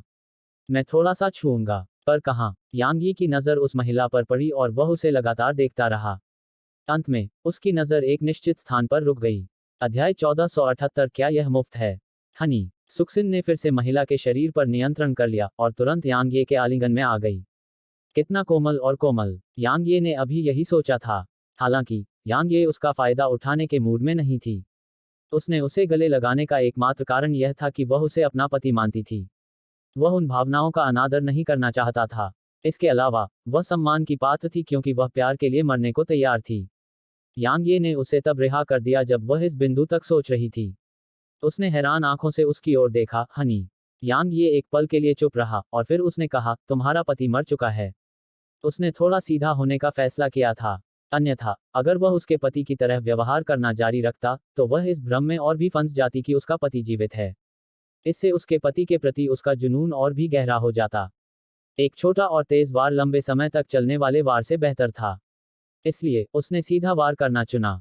प्रिय, तुम। उसने आश्चर्य से उसकी ओर देखा, क्या तुम जीवित और स्वस्थ नहीं हो? यांग ये एक पल के लिए चुप हो गया, और फिर वह उसके पास गया और उसे देखता रहा। ठीक से देखो, क्या मैं वास्तव में तुम्हारा पति हूँ? उसने यांग ये का हाथ थाम लिया और उसके चेहरे पर चिंता की लकीरें उभर आईं। हनी, मुझे डराओ मत। तुम मेरे पति हो। यांग ये ने भौहें सिकोड़ी। उसे यकीन था कि अगर वह उसकी आंखों से देखेगा, तो वह निश्चित रूप से उसके मृत पति जैसा ही दिखाई देगा। जब कोई व्यक्ति अपनी सीमा से परे दर्द का अनुभव करता है, तो ऐसी परिस्थितियां हो सकती हैं। वे अपनी कल्पना से एक दुनिया बना सकते हैं, और उस दुनिया में कोई दर्द नहीं है। ठीक इसी क्षण की तरह उस महिला की दुनिया में उसका पति मरा नहीं था। तो फिर वह उसे उसकी काल्पनिक दुनिया से कैसे बाहर निकालेगा? यांग ये बहुत देर तक चुप रही, और फिर उसके अंदर का कत्लेआम और तलवारबाजी का इरादा बाहर आ गया। उसने उसे देखा और कहा, क्या तुम्हारे पति ने कत्लेआम और तलवारबाजी के इरादे को समझा? सुक्सिन ने स्तब्ध होकर पूछा, प्रिय, कब तुमने वध की मंशा और तलवार की मंशा को समझा? उसकी हालत बहुत गंभीर है। यांग ये ने अपना सिर हिलाया। वह जानता था कि साधारण तरीके काम नहीं करेंगे, इसलिए वह एक पल के लिए चुप रहा और फिर उसने सुक्सिन का हाथ थाम लिया। चलो बिस्तर पर चलते हैं। यह कहते हुए उसने उसका हाथ पकड़ लिया और बिस्तर की ओर चल दिया। यह सुनते ही सुक्सिन का चेहरा तुरंत लाल हो गया और उसकी आंखों में शर्मिंदगी के भाव थे। यांग ये को उसे बिस्तर पर लाने में ज्यादा समय नहीं लगा। उसने खुद को नहीं रोका और बस अपनी बांह उसकी कमर पर लपेटी और कहा, चलो बिस्तर पर चलते हैं। हनी। सुक्सिन की आवाज मच्छर की भिनभिनाहट की तरह धीमी थी और उसका चेहरा पूरी तरह से लाल था। वह अवर्णनीय रूप से शर्मीली थी। यांग ये ने उसकी आंखों में देखा और उसके कपड़े उतारने में उसकी मदद करने लगा। शुरुआत में सुक्सिन थोड़ी हिचकिचा रही थी, लेकिन उसे विरोध करना बंद करने में ज्यादा समय नहीं लगा और उसने यांग ये को ऐसा करने दिया। यांग ये मजाक नहीं कर रहा था और उसने वाकई सब कुछ उतार दिया। उसे अपने अंडरगारमेंट्स में खड़े होने में ज्यादा समय नहीं लगा। उसका चेहरा आग के बादल की तरह और भी अधिक लाल हो गया, लेकिन वह और भी अधिक आकर्षक था। सुक्सिन का शरीर अभी एक नए पके आड़ू की तरह था और उसमें से एक आकर्षक आभा निकल रही थी, जिससे दूसरों को उसे लेने और निगलने के अलावा और कुछ नहीं चाहिए था। सौभाग्य से यांग ये ने अपना संयम नहीं खोया। भले ही वह कोई सज्जन व्यक्ति नहीं था, लेकिन वह ऐसा व्यक्ति नहीं था जो अपने निचले शरीर को खुद पर नियंत्रण करने देता। इसके अलावा वह एक तलवार साधक था और उसके पास प्रबुद्ध तलवार हृदय था। अगर वह अनिच्छुक होता तो सभी सुंदर महिलाएं उसे लुभाने में सक्षम नहीं होती। बेशक वह एक पुरुष था, इसलिए उसके लिए एक सुंदर महिला पर कुछ नजर डालना सामान्य था। कुछ नजरें डालने के बाद दरअसल उसने कुछ से ज्यादा नजरें डालीं। यांग ये ने अपने विचारों को नियंत्रित किया और अपना दाहिना हाथ उसके कंधे पर रखा। उसके बाद वह धीरे धीरे उसके होंठों को चूमने के लिए आगे बढ़ा। इस बीच उसने धीरे धीरे अपनी आंखें बंद कर लीं और ऐसा लगा जैसे वह उसके लिए लेने के लिए तैयार थी। ठीक उसी समय जब उसके होंठ उसके होंठों को छूने वाले थे, उसने अचानक अपनी आंखें खोलीं और यांग ये रुक गया था। सुक्सिन ने उसे घूर कर देखा और थोड़ी देर बीतने से पहले वह अचानक उसके आलिंगन से मुक्त हो गई और मुड़ गई। यह दृश्य देखकर उसके मुंह के कोनों पर मुस्कान आ गई। उसे पता था कि उसकी योजना काम कर रही है। सुक्सिन के अपने पति के प्रति प्रेम की ताकत इस बात से स्पष्ट थी कि वह प्रेम के लिए मर चुकी थी। इसलिए निश्चित रूप से उसके दिल में केवल उसका पति ही रहता था। दूसरे शब्दों में, उसके लिए अपने पति को धोखा देना बिल्कुल असंभव था। उसके पिछले कार्य केवल यह निर्धारित करने के लिए किए गए थे कि क्या उसे बचाया नहीं जा सकता। जाहिर है वह नहीं थी। भले ही यह सहज रूप से किया गया हो या जानबूझकर, उसके इनकार से यह स्पष्ट था कि वह उसे अस्वीकार कर रही थी। इस बीच यांग ये ने कहा, मैं तुम्हारा पति नहीं हूं, तुम हो। वह अचानक उसकी ओर देखने के लिए मुड़ी। यांग ये ने उसे बहुत देर तक देखा और फिर उसने सिर हिलाया। चूंकि तुम ऐसा कहती हो तो चलो बिस्तर पर चलते हैं। बोलते बोलते उसने अपना हाथ आगे बढ़ाया और उसके अंडरगारमेंट के कोने को दबाया। उसे बस हल्के से खींचना था और वह उसकी आंखों के सामने पूरी तरह से नंगी हो गई। यांग ये ने उसकी ओर देखा और कहा, क्या तुम सच में ऐसा करना चाहती हो? वह बस चुपचाप उसे देखती रही। यांग ये ने सिर हिलाया और फिर उसने थोड़ा खींचा। हालांकि उसने अचानक उसका हाथ पकड़ लिया और फिर उसका फिगर कमरे के बीच में दिखाई दिया। इसके अलावा उसने अपने कपड़े भी पहन रखे थे। कुछ देर की खामोशी के बाद वह धीरे से बोली, हनी, मैं आज नहीं आ सकती। मैं किसी और दिन तुम्हारा मनोरंजन करूंगी, ठीक है? यांग ये ने हंसते हुए कहा और फिर वह उसके पास गया। मिस सुक्सिन, अपने आप से झूठ क्यों बोल रही हो? तुम मुझे अस्वीकार कर रही हो। बस अपने आप से पूछो, क्या तुम मुझे अस्वीकार नहीं कर रही हो? वह बहुत देर तक चुप रही, फिर बोली, मैं तुम्हें अस्वीकार नहीं कर रही हूँ, हनी। तुम नहीं हो। यांग ये ने ठहाका लगाया और फिर उसने अपनी बांह उसकी कमर पर लपेट ली। यांग ये ने कहा, चूंकि तुम नहीं हो तो चलो कुछ ऐसी चीजें करते हैं जो एक जोड़े को करनी चाहिए। जैसे ही उसने बोलना समाप्त किया, उसने उसे चूमने के लिए अपने होंठ आगे बढ़ाए। हालांकि यांग ये दंग रह गया, क्योंकि उसने सचमुच उसके होंठों को चूमा था। इस बार उसने वास्तव में विरोध नहीं किया था। उसने विरोध क्यों नहीं किया? यांग ये ने उसकी ओर देखा और फिर उसे अचानक पेट में दर्द महसूस हुआ। धमाका। इसके बाद एक धीमा विस्फोट हुआ और उसका शरीर दरवाजे से बाहर निकलकर लगभग 10 किलोमीटर दूर उड़ गया। थोड़ी देर बाद यांग ये जमीन से रेंग कर ऊपर आया। उसने सुक्सिन की ओर देखा जो अभी भी दूर झोपड़ी के अंदर थी। इस समय वह अपने ही हाथ को घूर रही थी और उसकी आंखों में खोया हुआ भाव था। क्या तुम सोच रही हो कि तुमने मुझ पर हमला क्यों किया? इस बीच यांग ये उसके सामने प्रकट हुआ। तुम्हें इसके बारे में इतना सोचने की जरूरत नहीं है, क्योंकि मैं तुम्हारा पति नहीं हूं। इसलिए तुम सहज रूप से मुझे अस्वीकार कर रही हो। मैं। वह अपने हाथ को शून्य भाव से देखती रही और उसके पास कहने के लिए शब्द नहीं थे। यांग ये ने उसकी आंखों में देखा, मिस सुक्सिन, मुझे पता है कि आप अपने पति को खोने से बहुत दुखी हैं। हालांकि क्या आपने सोचा है कि आपके पति को कैसा दर्द होगा अगर उन्हें पता चले कि आप खुद को धोखा दे रही हैं और किसी और को अपना पति मान रही हैं? आप बस खुद को धोखा दे रही हैं और खुद को प्रताड़ित कर रही हैं। उसकी आंखों में खोया हुआ भाव था और वह चुप रही। यांग ये ने आगे कहा, मिस सुक्सिन, ध्यान से देखिए। क्या मैं आपका पति हूं? उसने उसकी ओर देखा। जैसे जैसे वह देखती रही, उसके चेहरे के भाव अचानक बिगड़ने लगे। जैसे ही उसने यह देखा, यांग ये ने जल्दी से कहा, मैं आपका पति नहीं हूं क्योंकि वह बहुत समय पहले मर गया है। नहीं, अचानक उसके चेहरे पर एक क्रूर भाव उभर आया, मेरे पति मरे नहीं हैं। वे एक असाधारण और अद्वितीय प्रतिभा हैं। वे कैसे मर सकते हैं? यह असंभव है। बोलते समय उसने अपनी हथेली यांग ये की छाती पर थपथपाई। टकराना, यांग यी को फिर से उड़ान भरने में झटका लगा। हालांकि वह उससे मारा गया था, फिर भी उसने दिल में राहत की सांस ली। वह आखिरकार अपनी उस काल्पनिक दुनिया से बाहर आ गई है। इस बार यांग ये खड़ा नहीं हुआ और ऐसा अभिनय किया जैसे वह मर गया हो। वह वास्तविकता में लौट आई थी, इसलिए उसे अतीत को याद करने में ज्यादा समय नहीं लगेगा और फिर उसे याद आएगा कि उसका पति वास्तव में जीवित है या नहीं। हालांकि उस अवधि के दौरान वह सामान्य मानसिक स्थिति में नहीं हो सकती थी और उसे बिल्कुल भी उकसाया नहीं जा सकता था। अन्यथा वह पागल हो सकती थी, जैसे कि अभी कुछ क्षण पहले ही उसने उस पर वार किया था। इस दौरान वह अत्यंत विक्षिप्त अवस्था में थी, इसलिए उसके लिए यह बेहतर था कि वह ऐसा व्यवहार करे जैसे कि वह मर चुका है। एक बार जब उसे सब कुछ पता चल जाएगा, तो वह शायद खुद ही गायब हो जाएगी। उस समय उसका मिशन पूरा हो जाएगा। निश्चित रूप से यह बिल्कुल वैसा ही था जैसा यांग यी ने उम्मीद की थी। उसकी अभिव्यक्ति लगातार बदल रही थी। यह कुछ समय के लिए क्रूर थी, फिर यह उलझन में पड़ गई, फिर यह दर्द से भर गई, फिर संक्षेप में वह बिल्कुल भी सामान्य नहीं दिख रही थी। इसके अलावा उसने जो आभा उत्सर्जित की वह बेहद हिंसक थी और इसने उसके आसपास के स्थान को लगातार कांपने पर मजबूर कर दिया। यह एक बेहद चौंकाने वाला दृश्य था। यह देखकर यांग ये की पलकें झपक गईं। भले ही सुक्सिन किसी और के शरीर का इस्तेमाल कर रही थी, फिर भी वह बहुत ताकतवर थी। हालांकि यह समझ में आता था, उस शरीर के मालिक ने यांग ये को जो बताया था उसके आधार पर सुक्सिन एक बार एक सर्वोच्च विशेषज्ञ भी थी। इसलिए उसकी ताकत निश्चित रूप से उस शरीर के मालिक से कम नहीं थी। अन्यथा सुक्सिन की आत्मा उस शरीर पर नियंत्रण नहीं कर पाती। सीधे शब्दों में कहें तो इससे कोई फर्क नहीं पड़ता कि उस संस्था पर किसका नियंत्रण है। वह उनमें से किसी को भी अपमानित करने का जोखिम नहीं उठा सकता था। चूंकि वह उन्हें अपमानित नहीं कर सकता था, इसलिए वह केवल छिप सकता था। काफी समय बीतने के बाद आसपास का माहौल शांत हो गया। यांग ये को लगा कि कुछ गड़बड़ है, इसलिए उसने अपना सिर उठाया और देखा, और उसे बस एक चेहरा दिखाई दिया। यह स्वाभाविक रूप से सुक्सिन का चेहरा था। वह उसके सामने प्रकट हुई थी, उसे इसका एहसास भी नहीं हुआ।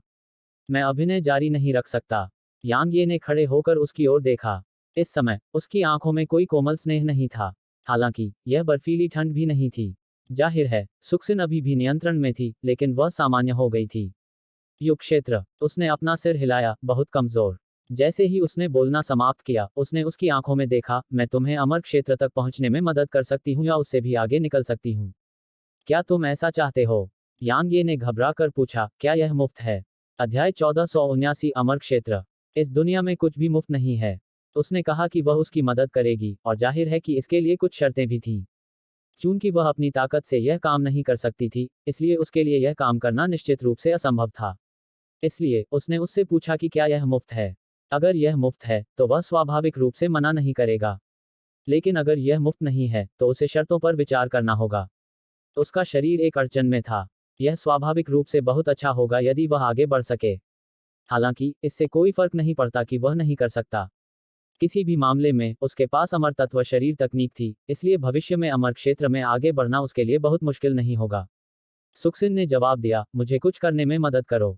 मुझे पता था। यांग ये ने उसकी ओर देखा क्योंकि उसे उम्मीद थी कि वह ऐसा ही कुछ कहेगी। इस बीच उन्होंने आगे कहा, आपके लिए यह काम पूरा करना बहुत मुश्किल नहीं है।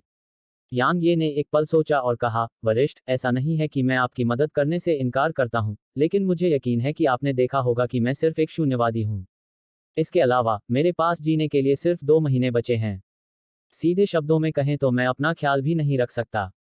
उसने अपना सिर थोड़ा हिलाया, तुम्हारी साधना ही वह कारण है जिससे मुझे लगता है कि यह तुम्हारे लिए बहुत कठिन नहीं होगा। यांग ये हैरान था, क्यों?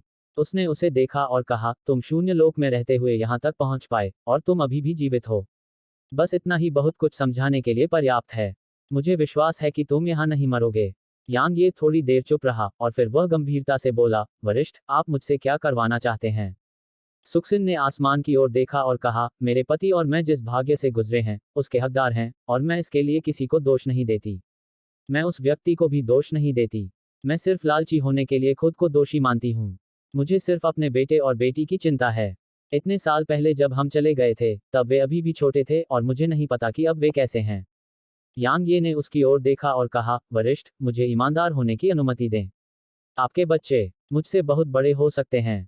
मुझे नहीं लगता कि मुझे उनकी मदद करने के लिए कहना यथार्थवादी है, क्योंकि वे मुझसे बहुत अधिक मजबूत हो सकते हैं। सुखसिन ने अपना सिर थोड़ा हिलाया। मैं बस इतना चाहती हूँ कि आप उन्हें बता दें कि उन्हें हमारी तलाश करने की ज़रूरत नहीं है। इसके अलावा वे मेरे पति और मेरी तरह ही साधना तकनीक अपना रहे हैं। हालांकि हमें डर था कि वे तुरंत सफलता की तलाश करेंगे और अपने साधना के स्तरों को जल्दी से जल्दी पूरा करेंगे। इसलिए हमने उन्हें अपनी पूरी साधना तकनीक नहीं दी।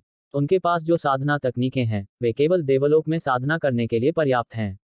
इसलिए मुझे उम्मीद है कि आप उन्हें ये साधना तकनीकें दे सकते हैं। यांग यी को काफी संदेह था, क्या यह इतना आसान है? क्या यह सच है? उसने अपनी नजर हटा ली और यांग ये को देखा। अगर तुम इस जगह को छोड़कर जा सकते हो तो यह आसान होगा, लेकिन अगर तुम नहीं जा सकते तो क्या यह आसान होगा? यांग यी का चेहरा जम गया क्योंकि वह लगभग भूल ही गया था। आखिरकार इस शापित जगह को छोड़ना असंभव था।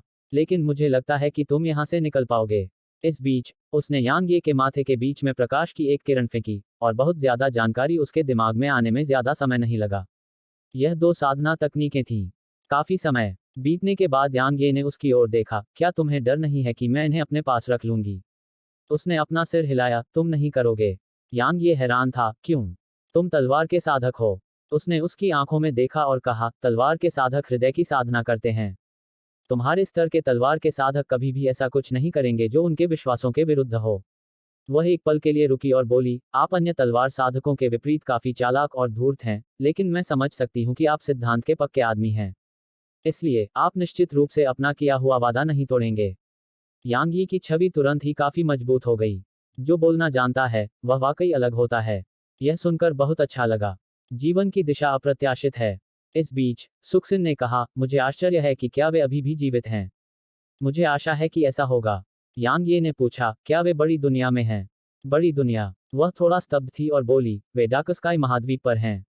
अगर तुम एक दिन वहां पहुंचो तो लिन कबीले की तलाश करो। एक बार जब तुम वहां पहुंचोगे तो तुम उन्हें पाओगे। अगर अगर वे चले गए हैं तो उन दो साधना तकनीकों को लिन कबीले के वंशजों को दे दो। डाकस्काई महाद्वीप? यांग ये ने सिर हिलाया। अगर मैं वहां पहुंचूंगा तो लिन कबीले का दौरा जरूर करूंगा। उसने अपना सिर थोड़ा हिलाया और उसकी ओर देखा। इस दुनिया में आपके शरीर की साधना के क्षेत्र को बेहतर बनाने के कई तरीके हैं। अगर यह पहले होता तो मेरे पास भी कई तरीके होते, लेकिन अब मेरे पास केवल एक ही तरीका है और यह काफी दर्दनाक होगा। इसलिए आपको इसे सहना होगा। दर्दनाक? यांग ये ने हंसते हुए कहा, वरिष्ठ, आप शायद इसके बारे में नहीं जानते होंगे, लेकिन जिस चीज से मुझे सबसे ज्यादा डर नहीं लगता वह है दर्द। सुखसिन ने उसका आंकलन किया और कहा, तलवार साधक के रूप में आप वास्तव में अपने शरीर को युग क्षेत्र में सुधारने में सक्षम थे। यह वास्तव में दुर्लभ है। दुनिया में सबसे अधिक कष्ट वे साधक भुगतते हैं जो शरीर की साधना करते हैं, क्योंकि उन्हें आमतौर पर बहुत दर्द सहना पड़ता है। मुझे लगता है कि आपने भी बहुत दर्द सहा होगा। यांग ये जोर से हंसा। यह सिर्फ एक बड़ी बात नहीं थी, यह बहुत बड़ी पीड़ा थी। कभी कभी तो उसे यह इच्छा भी होती थी कि काश वह मर जाता। यांग ये ने अपना सिर हिलाया और पूछा, क्या मैं जान सकता हूं कि आप कौन सी विधि का उपयोग करेंगे? सुखसिन ने एक पल के लिए गहराई से सोचा और फिर अचानक उसने आसमान की ओर देखा। उसने कुछ देर तक देखा और फिर वह थोड़ी सी मुगद सी हो गई, जैसे कि उसने कुछ सोच लिया हो। यांग ये ने उसकी ओर देखा और उसे परेशान नहीं किया। बहुत समय बीतने के बाद सुखसिन ने धीरे से अपनी आंखें बंद की। एक क्षण बाद अचानक उस शरीर से एक आत्मा बाहर निकली। यह एक महिला की आत्मा थी, लेकिन इसका स्वरूप उस शरीर से अलग था जिसमें वह थी। यह सुखसिन का मूल स्वरूप था। अमर क्षेत्र को प्राप्त करने के कई तरीके हैं और उनमें से एक है शरीर को यिन और यांग की ऊर्जा से संतुलित करना। हालांकि यिन और यांग की थोड़ी सी ऊर्जा पर्याप्त नहीं है। जब उसने इस बिंदु तक बात की तो सुखसिन की आत्मा अचानक प्रकाश की किरण में बदल गई जो यांग ये के शरीर में प्रवेश कर गई। जैसे ही उसकी आत्मा उसके शरीर में प्रविष्ट हुई, उसका चेहरा तुरंत विकृत हो गया। दर्द हुआ, अत्यधिक पीड़ा। यह उस समय से कहीं ज्यादा भयानक था जब उसे अपनी तलवार की मंशा से प्रतिक्रिया झेलनी पड़ी थी, क्योंकि उसने देखा कि एक बार जब सुखसिन की आत्मा उसके शरीर में प्रवेश करती है तो सिर्फ उसके शरीर को ही ऐसा नहीं लगता कि उसे लाखों सुइयों से छेदा जा रहा है, बल्कि उसकी आत्मा को भी ऐसा ही महसूस होता है। ऐसा लगा जैसे वह फटने वाला है। इस क्षण उसे ऐसा लगा जैसे उसका शरीर और आत्मा फटने वाले हैं। इस समय उसका शरीर अजीब तरह से कांप रहा था। ऐसा लग रहा था जैसे उसकी त्वचा के भीतर से कुछ बाहर आने वाला है। इसके अलावा उसके चेहरे और हाथ की नसें उभरी हुई थीं और छोटे सांपों की तरह फड़फड़ा रही थीं। यह बेहद भयानक लग रहा था। इस समय यांग ये का दिमाग दर्द से धुंधला हो गया था। यह वास्तव में बिल्कुल भी अच्छा नहीं था। इसके अलावा दर्द 3 दिन और 3 रात तक जारी रहा। चौथे दिन यांग यी को आखिरकार थोड़ा बेहतर महसूस हुआ। 5वें दिन उसकी चेतना धीरे धीरे साफ हो गई, लेकिन उसे ऐसा लगा जैसे उसे पीटा गया हो और वह पूरी तरह से शक्तिहीन हो गया हो। हफ यांग ये ने एक सांस छोड़ी और फिर उसने अपनी गहन ऊर्जा को प्रसारित करना शुरू कर दिया। उसका इरादा अपने शरीर की मरम्मत करना था। हालांकि वह हैरान था क्योंकि इस बार प्राइमोडियल पैगोडा ने उसकी मदद नहीं की और इसने उसे बैंगनी ऊर्जा का एक निशान भी नहीं दिया। इसके अलावा वह अपनी गहन ऊर्जा का बिल्कुल भी उपयोग नहीं कर सका। क्या हो रहा है? यांग ये हैरान था, लेकिन उसे समझने में ज्यादा समय नहीं लगा।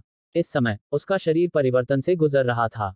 जाहिर है, अगर वह खुद को ठीक करने के लिए प्राइमोडियल वायलेट ऊर्जा का इस्तेमाल करता तो यह उसके परिवर्तन को बिगाड़ देता। उसे इंतजार करना पड़ा। उसके पास इंतजार करने के अलावा कोई विकल्प नहीं था। इसी तरह 2 दिन और बीत गए। इस समय यांग ये को लगा कि उसका शरीर काफी हद तक ठीक हो गया है। वह खड़ा हुआ, अपने शरीर पर नजर डाली और महसूस किया कि उसके शरीर में कुछ भी नहीं बदला है। वह एक क्षण के लिए चुप हो गया और फिर उसने अपनी मुट्ठी भींची और उसे आगे की ओर पटक दिया। धमाका! यह एक धीमी गड़गड़ाहट की तरह था और उसके सामने का स्थान हिंसक रूप से हिल गया।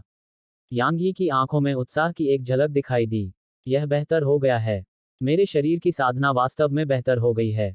उसके बाद यांग ये ने अपने शरीर का निरीक्षण किया और उसे एहसास हुआ कि इसमें वास्तव में सुधार हुआ है। उनके अनुमान के अनुसार उनका वर्तमान शरीर एक शीर्ष देवता क्षेत्र राक्षस जानवर के बराबर था और यह लगभग प्राचीन सम्राट अजगर के बराबर था।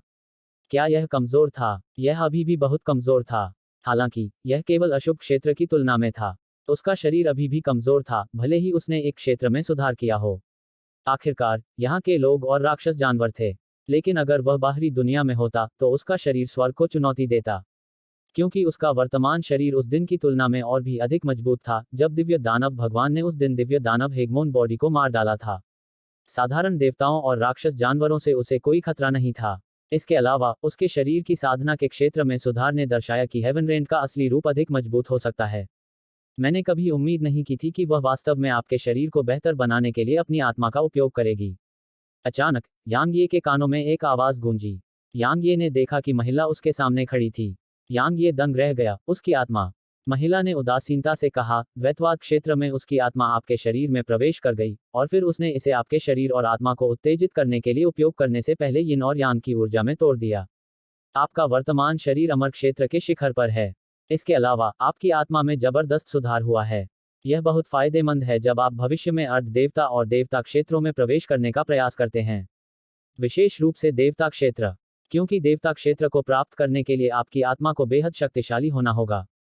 अन्य साधकों को देवता क्षेत्र में आगे बढ़ने से पहले अपनी आत्मा को विशेष रूप से विकसित करने के लिए बहुत समय बिताना होगा। फिर भी अब आपको ऐसा करने की जरूरत नहीं है। कोई आश्चर्य नहीं। यांग ये चुप हो गई। मैं वास्तव में उसका बहुत आभारी हूँ। अचानक उसने पूछा, क्या वह सोचती है कि तुम यह जगह छोड़ पाओगे? यांग ये ने सिर हिलाया। उसने किया। उसने पूछा, तुम क्या सोचते हो? यांग ये ने एक पल सोचा और कहा, मुझे नहीं पता। वैसे भी चाहे कुछ भी हो, मैं निश्चित रूप से जाऊंगा। अगर मैं नहीं जा सकता तो मैं। यांग ये इस बिंदु तक बोलते समय स्तब्ध रह गया, क्योंकि उसे अभी अभी याद आया था कि उसके शरीर के साधना क्षेत्र में उन्नति करने से उसका जीवनकाल नहीं बढ़ेगा। केवल साधना में उन्नति प्राप्त करने से ही उसका जीवनकाल बढ़ेगा। यदि वह नहीं जा सकता तो भले ही उसका शरीर 2 क्षेत्र आगे बढ़ जाए, फिर भी कोई फर्क नहीं पड़ेगा। महिला ने काफी उत्सुकता से पूछा, यदि आप नहीं जा सकते तो क्या करेंगे? यांग ये ने आसपास के माहौल पर नजर डाली। अगर मैं नहीं जा सकता तो मैं तलवार की ऊर्जा को बुलाऊंगा और इस जगह को उड़ा दूंगा। अध्याय 1480 पुनर्जन्म की तलवार। इस जगह को उड़ा दोगे? उसने अपना सिर हिलाया। कितना हास्यास्पद और अज्ञानी। तुम्हारा तो कहना ही क्या, अगर यहाँ के सभी मनुष्य और राक्षस जानवर भी मिल जाएं, तो भी हम इस जगह को नहीं तोड़ पाएंगे। यांग ये ने भौहें सिकोड़कर पूछा, यह कौन सी जगह है? जेल के भीतर एक जेल। वह उदासीनता से बोली, साधारण जेल येलो स्प्रिंग्स नदी के दूसरी तरफ है। जहां तक येलो स्प्रिंग्स नदी के इस तरफ की बात है, तो यह उच्च सुरक्षा वाली जेल है। समझे? उच्च सुरक्षा वाली जेल। यांग ये ने उसकी ओर देखा। तुम सबने अतीत में क्या किया था? महिला का चेहरा अचानक ठंडा पड़ गया और उसने उसकी ओर ठंडी निगाह से देखा। तुम जानना चाहते हो? यांग ये ने जल्दी से अपना सिर हिलाया। मुझे नहीं पता। क्या मजाक है? उसके चेहरे पर जो भाव थे, उससे साफ पता चल रहा था कि वह उसे जाल में फंसाना चाहती थी। अगर उसे वाकई जवाब मिल गया तो नतीजे शायद उतने अच्छे न हों। उसने ठंडे स्वर में कहा, मैं, लियान बांझूंग, अपना वचन निभाऊंगी। तुमने उसे जाने दिया है, इसलिए मैं तुम्हें नहीं मारूंगी। तुम जा सकते हो। मैं मना करता हूँ। यांग ये ने अपना सिर हिलाया। क्या मजाक है। यह जगह खतरों से भरी हुई थी। अगर वह इस जगह से निकलकर किसी दूसरे द्वैतवाद क्षेत्र विशेषज्ञ से भिड़ गया तो उसकी किस्मत इतनी अच्छी नहीं होगी। हालांकि वह उसे पसंद नहीं करता था, फिर भी वह उसे नहीं मारेगी। इसलिए यह जगह अभी के लिए सुरक्षित थी। वह थोड़ा उदास हो गई और उसके चेहरे पर काफी शत्रुतापूर्ण भाव था। क्या आप यहीं रहने का इरादा रखते हैं? यांग ये ने एक पल सोचा और कहा, मिस लियान, आप कहती हैं कि आप मुझे नहीं मारेंगी। लेकिन मुझे भगाना स्पष्ट रूप से इसलिए है क्योंकि आप मुझे मारने के लिए किसी और का इस्तेमाल करना चाहती हैं। बेशक, मैं यहाँ नहीं रहना चाहती। 10 दिन। मैं 10 दिन यहाँ रहूंगी और फिर चली जाऊंगी। ठीक है। लियान बांझूंग ने कुछ देर तक यांग ये को देखा और फिर बोली, 10 दिन। अगर 10 दिन बीत जाने के बाद भी तुम यहाँ हो तो मुझे कोई दया न दिखाने के लिए दोष मत देना। जैसे ही उसने बोलना समाप्त किया, वह झोंपड़ी में चली गई। यांग ये ने कंधे उचका दिए। उसने उसकी ओर कोई ध्यान नहीं दिया और वह बस पैर मोड़कर बैठ गया और पुनर्जन्म की तलवार को याद करने लगा। उसने 10 दिन रुकने के लिए इसलिए कहा था ताकि वह सुरक्षित माहौल में पुनर्जन्म की तलवार की खेती कर सके। अगर वह येलो स्प्रिंग्स नदी के दूसरी तरफ होता तो वह पुनर्जन्म की तलवार की खेती करने में अपना समय बर्बाद नहीं करता, क्योंकि अगर उसे वहां खतरे का सामना भी करना पड़ा तो भी वह बच सकता था। इसके अलावा उसका उद्देश्य अंधेरे का जंगल था। फिर भी अब वह अंधेरे के जंगल के बारे में भूल सकता था। आखिरकार वह इस जगह को छोड़ भी नहीं सकता था। इसके अलावा यह जगह बहुत खतरनाक थी। हेवनरेंड उसे सुरक्षित रखने के लिए पर्याप्त नहीं था, इस जगह को छोड़ना तो दूर की बात थी। जीवित रहने और इस जगह को छोड़ने का एकमात्र तरीका पहले खुद की रक्षा करने की अपनी क्षमता में सुधार करना था। इसलिए उसने पुनर्जन्म की तलवार की खेती करने का फैसला किया। यह अत्यंत शक्तिशाली था। यदि वह इसे सफलतापूर्वक विकसित कर लेता तो उसके शरीर के साथ जो एक शीर्ष देवता के बराबर था, भले ही वह द्वैतवाद क्षेत्र के विशेषज्ञ को हरा न सके, वह कम से कम वापस लड़ने में सक्षम होगा। आखिरकार वह वास्तव में लियान बांझूंग के साथ पिछली लड़ाई में वापस लड़ने में सक्षम नहीं था। यह सिर्फ पुनर्जन्म की तलवार नहीं थी, बल्कि उसका इरादा एलिमेंटल ब्रेकर और अमर एलिमेंटल बॉडी की भी खेती करना था। संक्षेप में, अब उसका मुख्य उद्देश्य अंधकार के जंगल में जाना नहीं था, बल्कि मजबूत बनना था। अगर वह मजबूत नहीं हुआ तो अंधकार के जंगल में जाना तो दूर, जीवित रहना भी एक समस्या होगी। यह स्थान अशुभ क्षेत्र का निषिद्ध क्षेत्र था। यह अब देवताओं से भरा स्थान नहीं था, यह संभवतः द्वैतवाद क्षेत्र के विशेषज्ञों से भरा स्थान था। पुनर्जन्म की तलवार। यह एक तलवार तकनीक थी जो पुनर्जन्म क्षेत्र के विशेषज्ञों को मारने में सक्षम थी। इसे 2 स्तरों में विभाजित किया गया था, पुनर्जन्म तलवार और पुनर्जन्म की तलवार। भले ही यह एक तलवार तकनीक थी जो पुनर्जन्म क्षेत्र के विशेषज्ञों को मार सकती थी, लेकिन इसका असाधारण होने का असली कारण यह था कि इसे पुनर्जन्म क्षेत्र प्राप्त करने से पहले ही विकसित किया जा सकता था। हालांकि इसकी सीमाएं थीं। सबसे पहले, इसके लिए प्रबुद्ध तलवार हृदय की आवश्यकता थी। दूसरे, इसके लिए शक्तिशाली तलवार इरादे की आवश्यकता थी। तलवार इरादे की सबसे कम आवश्यकता अर्धवापसी रैंक थी। वास्तव में, अर्धवापसी रैंक तलवार इरादा भी वास्तव में पर्याप्त नहीं था। वापसी रैंक तलवार इरादा सबसे अच्छा था, लेकिन इसमें मदद नहीं की जा सकती थी। यांग ये के पास केवल अर्धवापसी रैंक तलवार इरादा था। इसलिए वह केवल पहले स्तर पुनर्जन्म तलवार की खेती कर सकता था। पुनर्जन्म की तलवार के लिए वह केवल वापसी रैंक तलवार इरादे को प्राप्त करने पर ही इसकी खेती कर सकता था। सौभाग्य से यहाँ शायद कोई पुनर्जन्म क्षेत्र विशेषज्ञ नहीं था, इसलिए केवल पुनर्जन्म तलवार ही पर्याप्त होनी चाहिए। यांग ये ने द्वैतवाद क्षेत्र के विशेषज्ञों को मारने के लिए पुनर्जन्म तलवार पर भरोसा करने के बारे में नहीं सोचा था। आखिरकार उसकी साधना बहुत कम थी और उसके और द्वैतवाद क्षेत्र के बीच का अंतर बहुत बड़ा था। इसलिए द्वैतवाद क्षेत्र के विशेषज्ञ को मारने के लिए साधना के इतने सारे क्षेत्रों को पार करना यथार्थवादी नहीं था। उसे केवल यह उम्मीद थी कि इससे उसे खुद को बचाने की ताकत मिलेगी और द्वैतवाद क्षेत्र के विशेषज्ञों का सामना करने पर वह वापस लड़ने में भी असमर्थ नहीं होगा। यांग ये एक तलवार साधक था, इसलिए पुनर्जन्म तलवार साधना उसके लिए मुश्किल नहीं थी, इस तथ्य के साथ कि वह इसकी आवश्यकताओं के अनुरूप था। हालांकि यह बहुत आसान नहीं था, लेकिन यह उसके लिए मुश्किल भी नहीं था। पहला स्तर, पुनर्जन्म तलवार, हेवन रेन से बहुत अलग था। यह शारीरिक शक्ति पर निर्भर नहीं था, और यह तलवार के इरादे, आध्यात्मिक ऊर्जा और आत्मा ऊर्जा पर निर्भर था।